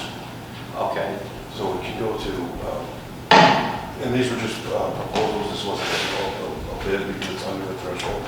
Is there a recommendation from the Yes. Yes, I apologize, I wasn't at the meeting, I was a little under the weather. And I know there were, I listened to the, do you mind if I, Mr. President, if I can give a little background on this? Sure. I listened to the audio of the meeting and the questions that were, that arose. There were a couple questions. Raised right, the quality of the work, I think, was raised by Trustee Petrino. Raised Right has been the company that has done the mud checking for at least the last 5 years, that we're able to track back. We've received no complaints on it, and we continue to spot check their work from previous years. Every year, we continue to go back and spot check, and there's been no issues on their work. How long does it last was another question that came up.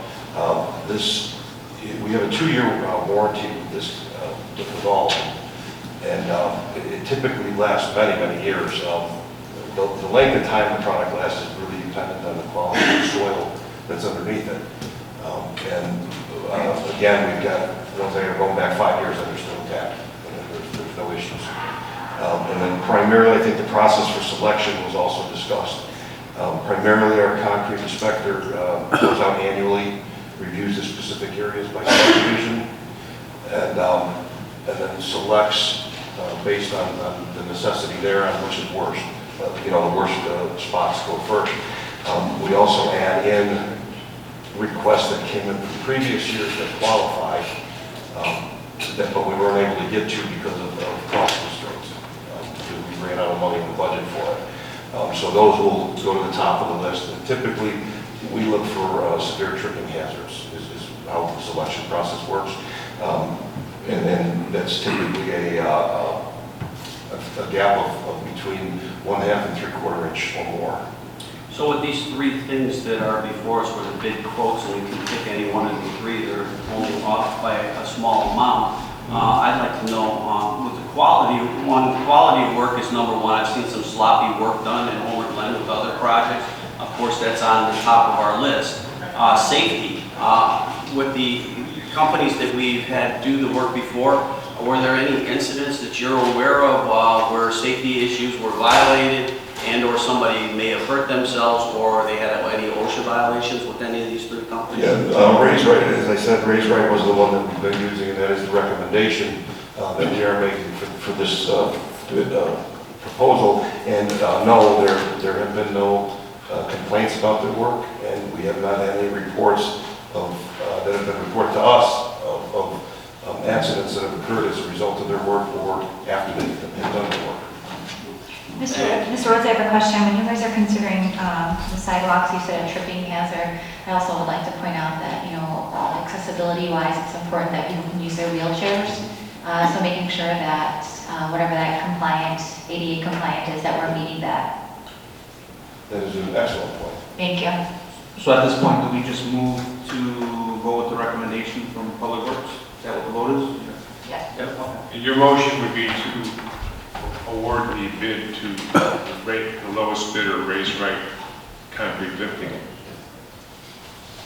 Okay, so then I move to go. Well, I believe it was trustee Consolino that made the motion, and trustee Laha that seconded it. Did I? So are we in the motion of amending right now, or are we just? No. No, okay. Actually, I got you guys. The way the motion was read was from the verbiage on the agenda. So you are now deciding to award the bid to the lowest bidder. So I think, so you have a clear record, you make the motion to award the bid for the mud jacking contract to Raise Right Concrete Lifting. That's the appropriate way to make the motion so there's no confusion here, okay? I'll make the motion to approve the proposal from Raise Right Concrete Lifting for the 2022 mud jacking program. I'll second. Thank you.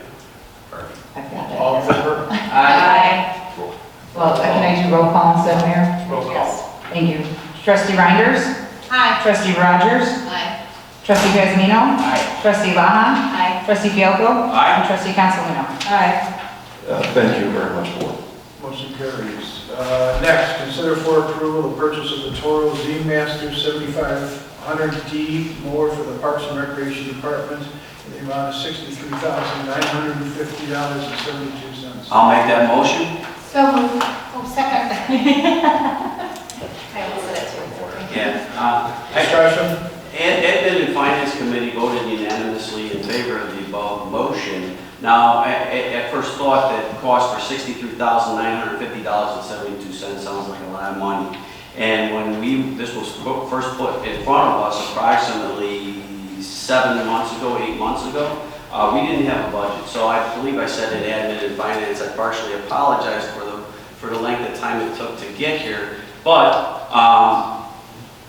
we did not have a budget. We did not have a budget. We did not know where we were landing money-wise, and we didn't know if we had the money to spend. But now that we've got a budget and everything is in line and this money is available for this lawnmower does the work of 3 lawnmowers. Being that we've taken over all these parks from the township, I think now is the time to make that move and to get that lawnmower to help out the parks people to get their work done. So that would be my comments here.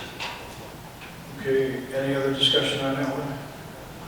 Madam Clerk, please call the roll. Trustee Rogers? Aye. Trustee Kazmino? Aye. Trustee Laha? Trustee Fielko? Aye. Trustee Consolino? And trustee Reinders? Aye. Motion carries. Next, consider for approval the proposal from Will County Well and Pump Company in the amount of $17,415.80. So moved. I'll second. Discussion? I think just to be clear, so everybody understands what happened, Carmen, I don't know if you want to help out, I know you were involved in this, the initial cost, this is on a football field, it's a well, it provides water over there. We were given the property from the township, and it was discussed about, well, the township gave it to us, it isn't working. I understand the original cost of that well to be close to $40,000, correct? Yeah, that well, when we originally put it in, was to irrigate the 2 football fields, the west and east field, and it also covers a quarter of one of the baseball fields. So it does irrigate pretty much that sport complex. The reason the well was put in is because the cost of water in Homer Glen is a little expensive for water and grass. And residents would complain because, I mean, we would use taxpayers to pay. So in the long haul, with this being repaired, I mean, it's minimal compared to how much it originally cost, but in the water savings alone, it will pay for itself. Correct. Okay, thank you. Carmen, also, I think we need to clarify, it's not just for the football fields, correct? It also irrigates a quarter, baseball field 4, I think field 4, yes. So it's not just the football fields. Yeah, with the work baseball puts out there and they're getting ready to fertilize and stuff, they're kind of anticipating this to get moved forward, so. Okay, any other discussion? Madam Clerk, please call the roll. Trustee Lang. Aye. Trustee Fielko. Aye. Trustee Consolino. Aye. Trustee Reinders. Aye. Trustee Rogers. Aye. And Trustee Guzman. Aye. Motion carries. Number 14, consider for approval Resolution 22-007, resolution approving the authorization and execution of a contract with deconstruction for resurfacing and paving of various roads and streets and the removal of replacements of sidewalks, curbs, and gutters in the village of Homer Glen. So moved. Second. Discussion? Budget implications, says none. Dan, just to clarify, this was already approved, this is just the contract side of it, we approved for the bidding. But still, I mean, put none, and I just wanted to make sure that there are budget implications. There are budget. And they were clarified before. Correct. Understood. With that said, I, again, with this contract and accepting this contract, I would just want to make sure to follow up on this, Director Woods, that we make sure that we're getting the quality work for what we're paying for. Because this was a big complaint last year, and that was my first time receiving all these calls. So I want to make sure our follow-up process, and I believe we have, there's an engineer that's coming in the near future, but if you work with that person to make sure that we get the quality that we're paying for, and we're not going back to repair something a year and a half, 2 years from now, because we didn't get the quality we paid for. I think that was my biggest concern. It was, and we had our, a pre-con meeting with the construction. I know one of your concerns was subcontracting, you know, are we getting deconstruction, or are we getting some contractor that we've never heard of? No, that is not the case. We are getting deconstruction. They do not subcontract out the actual work. The only thing they subcontract out is when they do the curbs and sidewalks, and that will be, well, they don't do sidewalks, they just do curbs. When they do the curbs, and that will be checked, the material will be checked. We'll take samples and have it checked to make sure that it's going to hold up. Okay. Well, when we do repair the curbs, though, I have seen where they have gone from crack to crack instead of from a marker that should actually be replace the whole section. So that's what I'm talking about when it comes to quality. And if we're not using somebody that's deconstruction and they're going to sub that out, I understand that. But again, for all portions of this contract, I would like you to take that initiative and to make sure that we're getting the quality that we're paying for. We will be checking, myself, Pat, the engineer, and I'm sure the new staff engineer will be out there writing them, checking and making sure everything is in proper order. Thank you. Any other discussion? Madam Clerk, please call the roll. Trustee Fielko. Aye. Trustee Consolino. Aye. Trustee Reinders. Aye. Trustee Rogers. Aye. Trustee Guzman. Aye. And Trustee Lang. Motion carries. Number 15, discussion and action to terminate contract for construction of Heritage Park cul-de-sac and other improvements. So moved. I'll second. Discussion? Mayor, Carmen and I have both been working on working with the state of Illinois, trying to fulfill the bid requirements that were actually hand in hand with this contract. And as of yet, we can't seem to get any answers from Austin Tyler as to when they are going to be able to fulfill the contract. So basically, and what we also found out is that it is not actually the proper bid for this contract. There were other bids that they said that we should have applied for instead of this bid. So basically, what we want to do is terminate this contract. But this doesn't mean this is off the table. So anybody thinking that that's the case, that's not the case. We definitely decided in our parks meeting that we need additional parking in addition to this cul-de-sac. So myself and Carmen will be looking at some other grants to apply for, to see if we can actually fulfill all the needs of the parking for the whole park. And that's the inner circle, the cul-de-sac, and the parking for the slush pad in front. Rose, when you said it was the wrong bid, did you mean the wrong grant? Yeah, I'm sorry, Yeah, wrong okay. grant. I'm sorry, wrong grant. Yes, wrong grant. I'm sorry. And then what happens to the equipment that we already own? We actually, do we have it back at front? It's warehouse at the Public Works. It's in Public Works, yeah. We actually did ask, we requested for them to bring equipment to us. Okay. So that we would be charged additional storage fees. But we are going to be looking at an additional grant to fulfill the parking needs. Okay, Madam Clerk, please call the roll. Trustee Reinders? Aye. Trustee Rogers? Aye. Trustee Kazmino? Aye. Trustee Laha? Aye. Trustee Fielko? Aye. And Trustee Contamino? Aye. Motion carries. Next, Mayor, if I may just address the board with respect to that last step. There is now a notification that has to be submitted to the contractor. So my suggestion would be that the village attorney, on behalf of the village, draft a notice for the mayor to execute to terminate the contract. Okay. Thanks. Okay, next would be workshop. NPDES Phase 2. Looking at you. Our monitors working? It should be. Ours aren't. Well, that could be.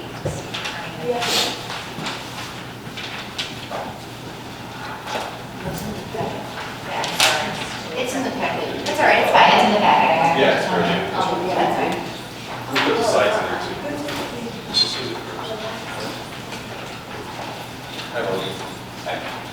Were we able to bring it up on the? Yep. You have the. We have. You got the pictures? Oh, they're good. They got it in their packet. Okay. Yeah. There we go. Might have to speak a little louder, your mic's kind of being. Actually, does that one move, the one in front of Mr. Raver and Taylor, does that one transfer over or no, or is it in the desk? It's in the desk. All right, sorry. I'll do my best to speak. Okay. So, yeah, thank you. My name is Logan Gilbertson. I work with HR Green. We're a civil engineering company. And I've actually been working in Homer Glen for about 10 years now, helping out with various stormwater projects. And one of the things that I've been working on in Homer Glen is something called the NPDES Phase 2 program. So what is that exactly? The NPDES program is actually something that the EPA has implemented about 19 years ago now. It stands for National Pollution Discharge Elimination System. And then a few other acronyms that they love to throw in with these things are an MS4, which Homer Glen technically is an MS4. That's a Municipal Separate Storm Sewer System.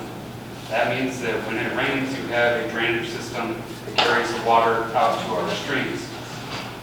And then they also discuss in this permit quite a bit, something called BMP, Best Management Practices. For the sake of this permit, most of them are regulatory best management practices, not exactly physical things that are implemented. So, I know there's lots of new people here since the last time I've done this presentation, which I believe is in 2019. So we'll go through everything as to why we actually are participating in this at the village. So, like I said, the program has been around for quite some time. We're in year 19 of the portion that the village was applicable to. But, you know, the main reason that Homer Glen has to participate is that we are considered urbanized by the U.S. Census Bureau. You know, we were actually able to get out of participating in this up until about 2018. So this is the 5th year that the village has been told we are required to participate. Long story short, this is a mandate from the EPA. So we do our best to maintain compliance.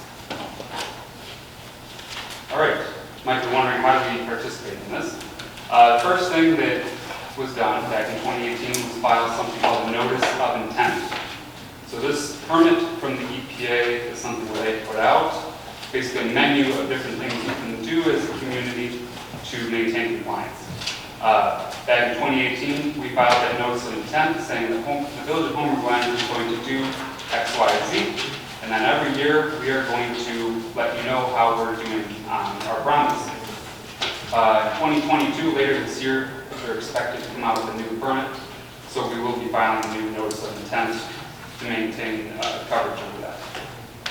All right, back when we first started out, there were a lot of ordinances that were required to be adopted. To date, all of those have been adopted, so we are in good standing with that. And then we're in the phase where we're basically just enforcing everything that we said we were going to do originally. One of the actual action items that we've been doing is that every year on June 1st, remember I said we need to let the EPA know how everything's going. That's when we file basically a letter to the EPA saying, we said we're doing these things, we're going above and beyond in that case. So, really, why does this program even matter to the village? I like to put this up here really quick. The reason that this whole NPDES program is in place is to protect our waterways. So within the Village of Homer Glen, the state EPA has identified Hickory Creek, Spring Creek, and Fittingman Creek, 3 of our major waterways, as having various impairments. I've got them up on the screen here. They range from fluoride, which is salt, to more severe items like arsenic. Lots of different things happen throughout the landscape, and when it rains, those items can get washed into our streams. So the purpose of this is to help prevent that. All right, I mentioned there are these things called the BMPs, the best management practices. The permit breaks out 6 separate categories of this, and I try to keep this as brief as possible. But up on the screen, these are the categories, and I'd like to run through really fast, just so you know how the village is participating in each of these 6 items. The first is public education and outreach. So the village's goal on this is simply, as it sounds, to educate residents as to the hazards of different household chemicals, for instance, as to what they can do for our waterways. We do this through public service announcements. Mr. Woods, I send him occasionally different items that can be posted on the website. We got a screenshot right here that the village does maintain a tab on the website regarding specifically this program. We also have brochures that can be made available. The second category of maintaining compliance is public participation and involvement. There are lots of different ways that this can be done. We've got a few photos up here from 2018. This was when Hickory Creek was going through one of their watershed-based plans, and the village helped to participate in what we call the Bio Blitz. I know since then there have been different types of creek cleanups, park cleanups, adopt a highway programs, lots of things like that count. And also, I forgot to mention on here that one of the requirements is to do a presentation at a public hearing, which we are doing right now. So if you can please put it in the minutes, this will help me out greatly in 2023. I'll be able to reference this right away.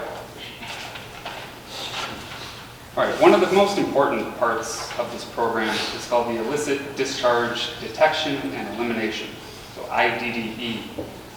Really what this references is finding out different ways that our storm sewer could possibly get a contaminant in it and where it would go into a stream. Now this comes up pretty importantly if you have a resident call and say something in the creek is neon green, for instance. You need to find a way of how to trace that back. So the village has a storm sewer atlas that we can use to trace the source of any type of contaminant. And we've also adopted an ordinance, I believe in 2019, that allowed the village to issue fines for a violation of someone doing this. I would like to add that typically when I have found an illicit discharge, whether it be paint dumped down a drain, oil, or something like that, it has never been malicious that I've encountered so far. It is typically an educational thing where residents, whoever it may be, businesses, they think the sewer is the sewer, it goes through some type of treatment. The storm sewer system does not go through any type of treatment. It goes down the curb drains or drains in your yard and goes straight to a creek or your neighborhood. So please do not dump things down the drains. A lot of people say, how common is this? It's common. All these pictures I have up here are different illicit discharges that I have found just going about my life every day. Paint, I think, is probably by far the most common thing that folks dump down the drain. It happens everywhere, even when the greats say, please do not dump waste here. This goes to where the fish live. You see them on Google Earth's Street View. Happens literally everywhere. Another thing that we run across pretty frequently, a lot of time it happens at restaurants and things like that, are dumpsters. If the business owners don't keep the lids closed when rain falls on them, all of the oils and things like that on the trash can actually get washed out and go directly into storm drains. And these are actual photos that I've encountered. Salt. Salt is also something that, being in Illinois, we do not have salt water or anything here, really. All of our waterways are fresh water. So in the winter, we apply salt to roads, parking lots, things like that for public safety. Good for pedestrians, motorists, not exactly good for fish. So the village, we have a covered salt dome. So when it rains, snows, that salt is protected. But a lot of time, large parking lots, private operators, they leave a salt pile kind of like this in a parking lot. And this was one, I was just driving home one day, noticed uncovered, it had rained that day, and there's storm drains right there. All that water going right on a big pile of salt, flushes into the creek. You can actually get something called acute toxicity, where the water gets so salty it will kill all the fish in the stream. So it's important if you see things like this, to notify Mr. Woods. You can go out and have a conversation with them, or Joe, it might be up to you too. Sorry to throw you under the bus. Fertilizer is another one. Fertilizer, it helps keep our lawns green and everything like that, but if it gets into waterways, it can cause quite large algae blooms, and those algae blooms can actually suffocate aquatic life.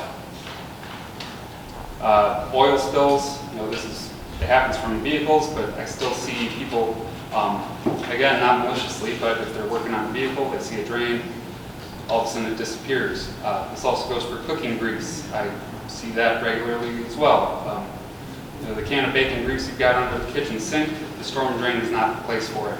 And I say that because I've seen it on more than one occasion. Another thing, this is one I found a couple months ago. This happens pretty regularly when you have folks who have laundry, washing machines in their basement, potentially sinks, and they maybe don't have the basement plumbed correctly to have fixtures down there. They brought that in, their sump pump goes to a creek. You get soap suds, whatever's going on in that utility sink in the basement. So things like this are pretty common to find. And also, in older areas, you occasionally do get actual direct connects of sewage lines and septic lines to streams. So these are lots of things that, as part of the program, we actually go out and look for. So if we find them, we address them. All right, another item on here, the next two actually have to do with construction sites. So this is very important for Homer Glen because you're a growing community. You have a lot of land and a lot of development going on. And now, one thing you might be thinking is we're surrounded by farmland. Who cares if there's disturbed soil? When the farmers till, there's got to be runoff from that, right? So there's actually a difference between when farmers are tilling, they're working in the topsoil. And topsoil is a little bit tackier. If you walk through it, it sticks to your shoes. When you do an excavation for construction, you're exposing the clay that this entire community sits on. Pretty much all Will County is sitting on clay. And when that hits water, it actually gets statically charged and it will carry for a long time. I've got a few photos here where I actually followed a construction site downstream. So you can see in that left photo, nothing there to really protect soil from washing onto a road. It got into the woods near my home, and then I worked its way downstream to a larger creek, and you can see the difference between your average stream and clay contaminated water coming together there. So these are why erosion control items are important on our construction sites. Got a few photos here of different sites I've come across where there is nothing in place, and you can see the runoff from them. It's visibly contaminated with sediment. A lot of time with developers, you got to keep on them too. This is a picture where there was a silt fence there. They did have things in place, and over time they stopped maintaining it, and it opens you up to collecting sediment in your storm sewers. It's a maintenance headache, and also it impacts detention basins. You lose volume. Another thing we run across with construction is that, particularly the past few years, when builders have been trying to get houses up as quick as possible, they're not always doing things by the book. Occasionally, we will come across things where they're cleaning out their concrete trucks just anywhere, and that can get into the storm sewer. Again, this is something else that we don't want to have get into our ponds and our waterways. Then something that's really important too that I think gets overlooked in many other communities, I know Homer Glen's actually done a very good job about this, is that after construction takes place, before you close out a permit, is making sure that the place is stabilized. That there's grass growing, and that you don't have something like this up on the screen, where you have soil continuously washing off of the site for a long time, waiting for erosion blanket, the grass to be planted. Long-term, something like this, it will actually become a headache for the village as far as maintenance goes. These pictures I have up here, with that adorable little girl walking through the mud there, that site had so much mud wash off, and it collected on the other side of the sidewalk, so that every single time it rains now, there's a puddle for about 100 feet on that sidewalk. And the village had to go back in and re-excavate their parkway to allow the water to drain off the sidewalk. So these are little things that, as permitting and site development is going on, make sure everything's being taken care of, and it'll save you long-term headaches too. All right, the last item that I'd like to talk about is called pollution prevention and good housekeeping. The big items on here include employee training. So I've done this for the village in the past. We're going to be doing it again sometime this year. We just need to schedule it with Public Works. But what this does is let all of the Public Works staff know, we see things like this that I had up on these pictures to say something about them because they shouldn't be going on. And last thing I wanted to say on here was that actually this year we had a EPA audit. So that means they will come in and say, show us all of your permitting, show us all your paperwork, all your documentation. And we've been doing this for the past 5 years. We're able to provide it all. Mr. Woods and I met with the auditor, and at the end of it, he mentioned this is one of the best run programs that he has seen. So that is definitely something good from someone whose job it is to find problems. So I was very happy about that. I hope, Brent, you were happy about it too. But that's everything I have for you. If you have any questions, please let me know. My contact info is up there if you think of anything else too. Can you just, for the record, state, these aren't from Homer Glen, because one of those pictures said Eagle Ridge Drive, so I'm like, are these all in Homer Glen? No. The only one that was... No. I just want to make sure, because you saw what I saw, right? And I was like, oh boy. We're no. I included that because We're real diligent about erosion control and things, situations like this. Logan and Peter Green are very good at informing us what our requirements are. We do watch properties, especially now. It takes a while for people to get vegetation on their properties.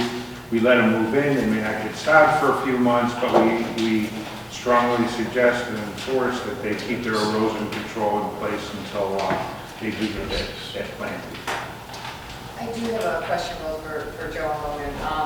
When you've got the purpose of the program page where it's got Hickory Creek, Spring Creek, Fitty Mint, what about long run? So long run is not identified by the EPA as having any known impairments. So there's something that you can look up. It's called the 303D list, 303D, and they have everything in alphabetical order. And you can look and see what everything's listed as. Some waterways have some pretty nasty stuff in them that make you think I don't want to swim in them. So is that because Long Run Creek is already clean then? as far as they're concerned, there's nothing wrong with it. That is known. And there's lots. Other than blockages, I Yeah. think. Well, not the blockages, but like, wasn't it, prior to when I got sworn in, it was kerosene, correct?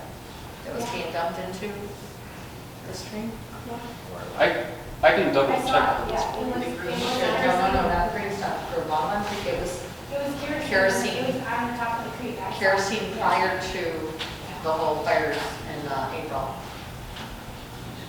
I'm gonna look at every single sewer I walk past now. Make sure there's nothing going on. Oh, yeah, most of those photos came from walking my dog or walking the kids around the neighborhood, so. Yeah. Once you start looking for them, you see them. I'm guessing the adorable book is yours. What's that? And I'm guessing the adorable little girl is yours. Yes. Good, yeah. Well, thank you. Thank you. Thank you. Thank you, Logan.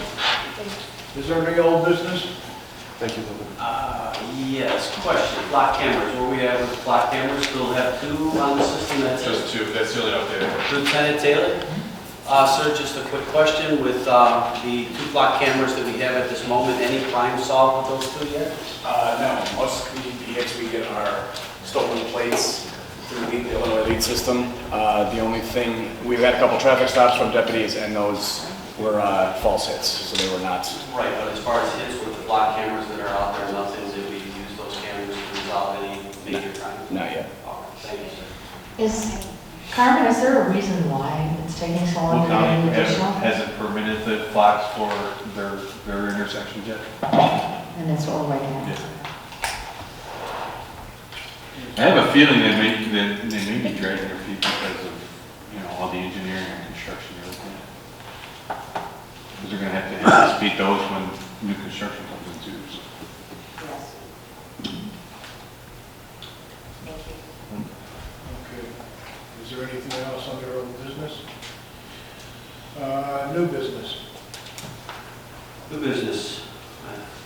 Anybody else? Okay.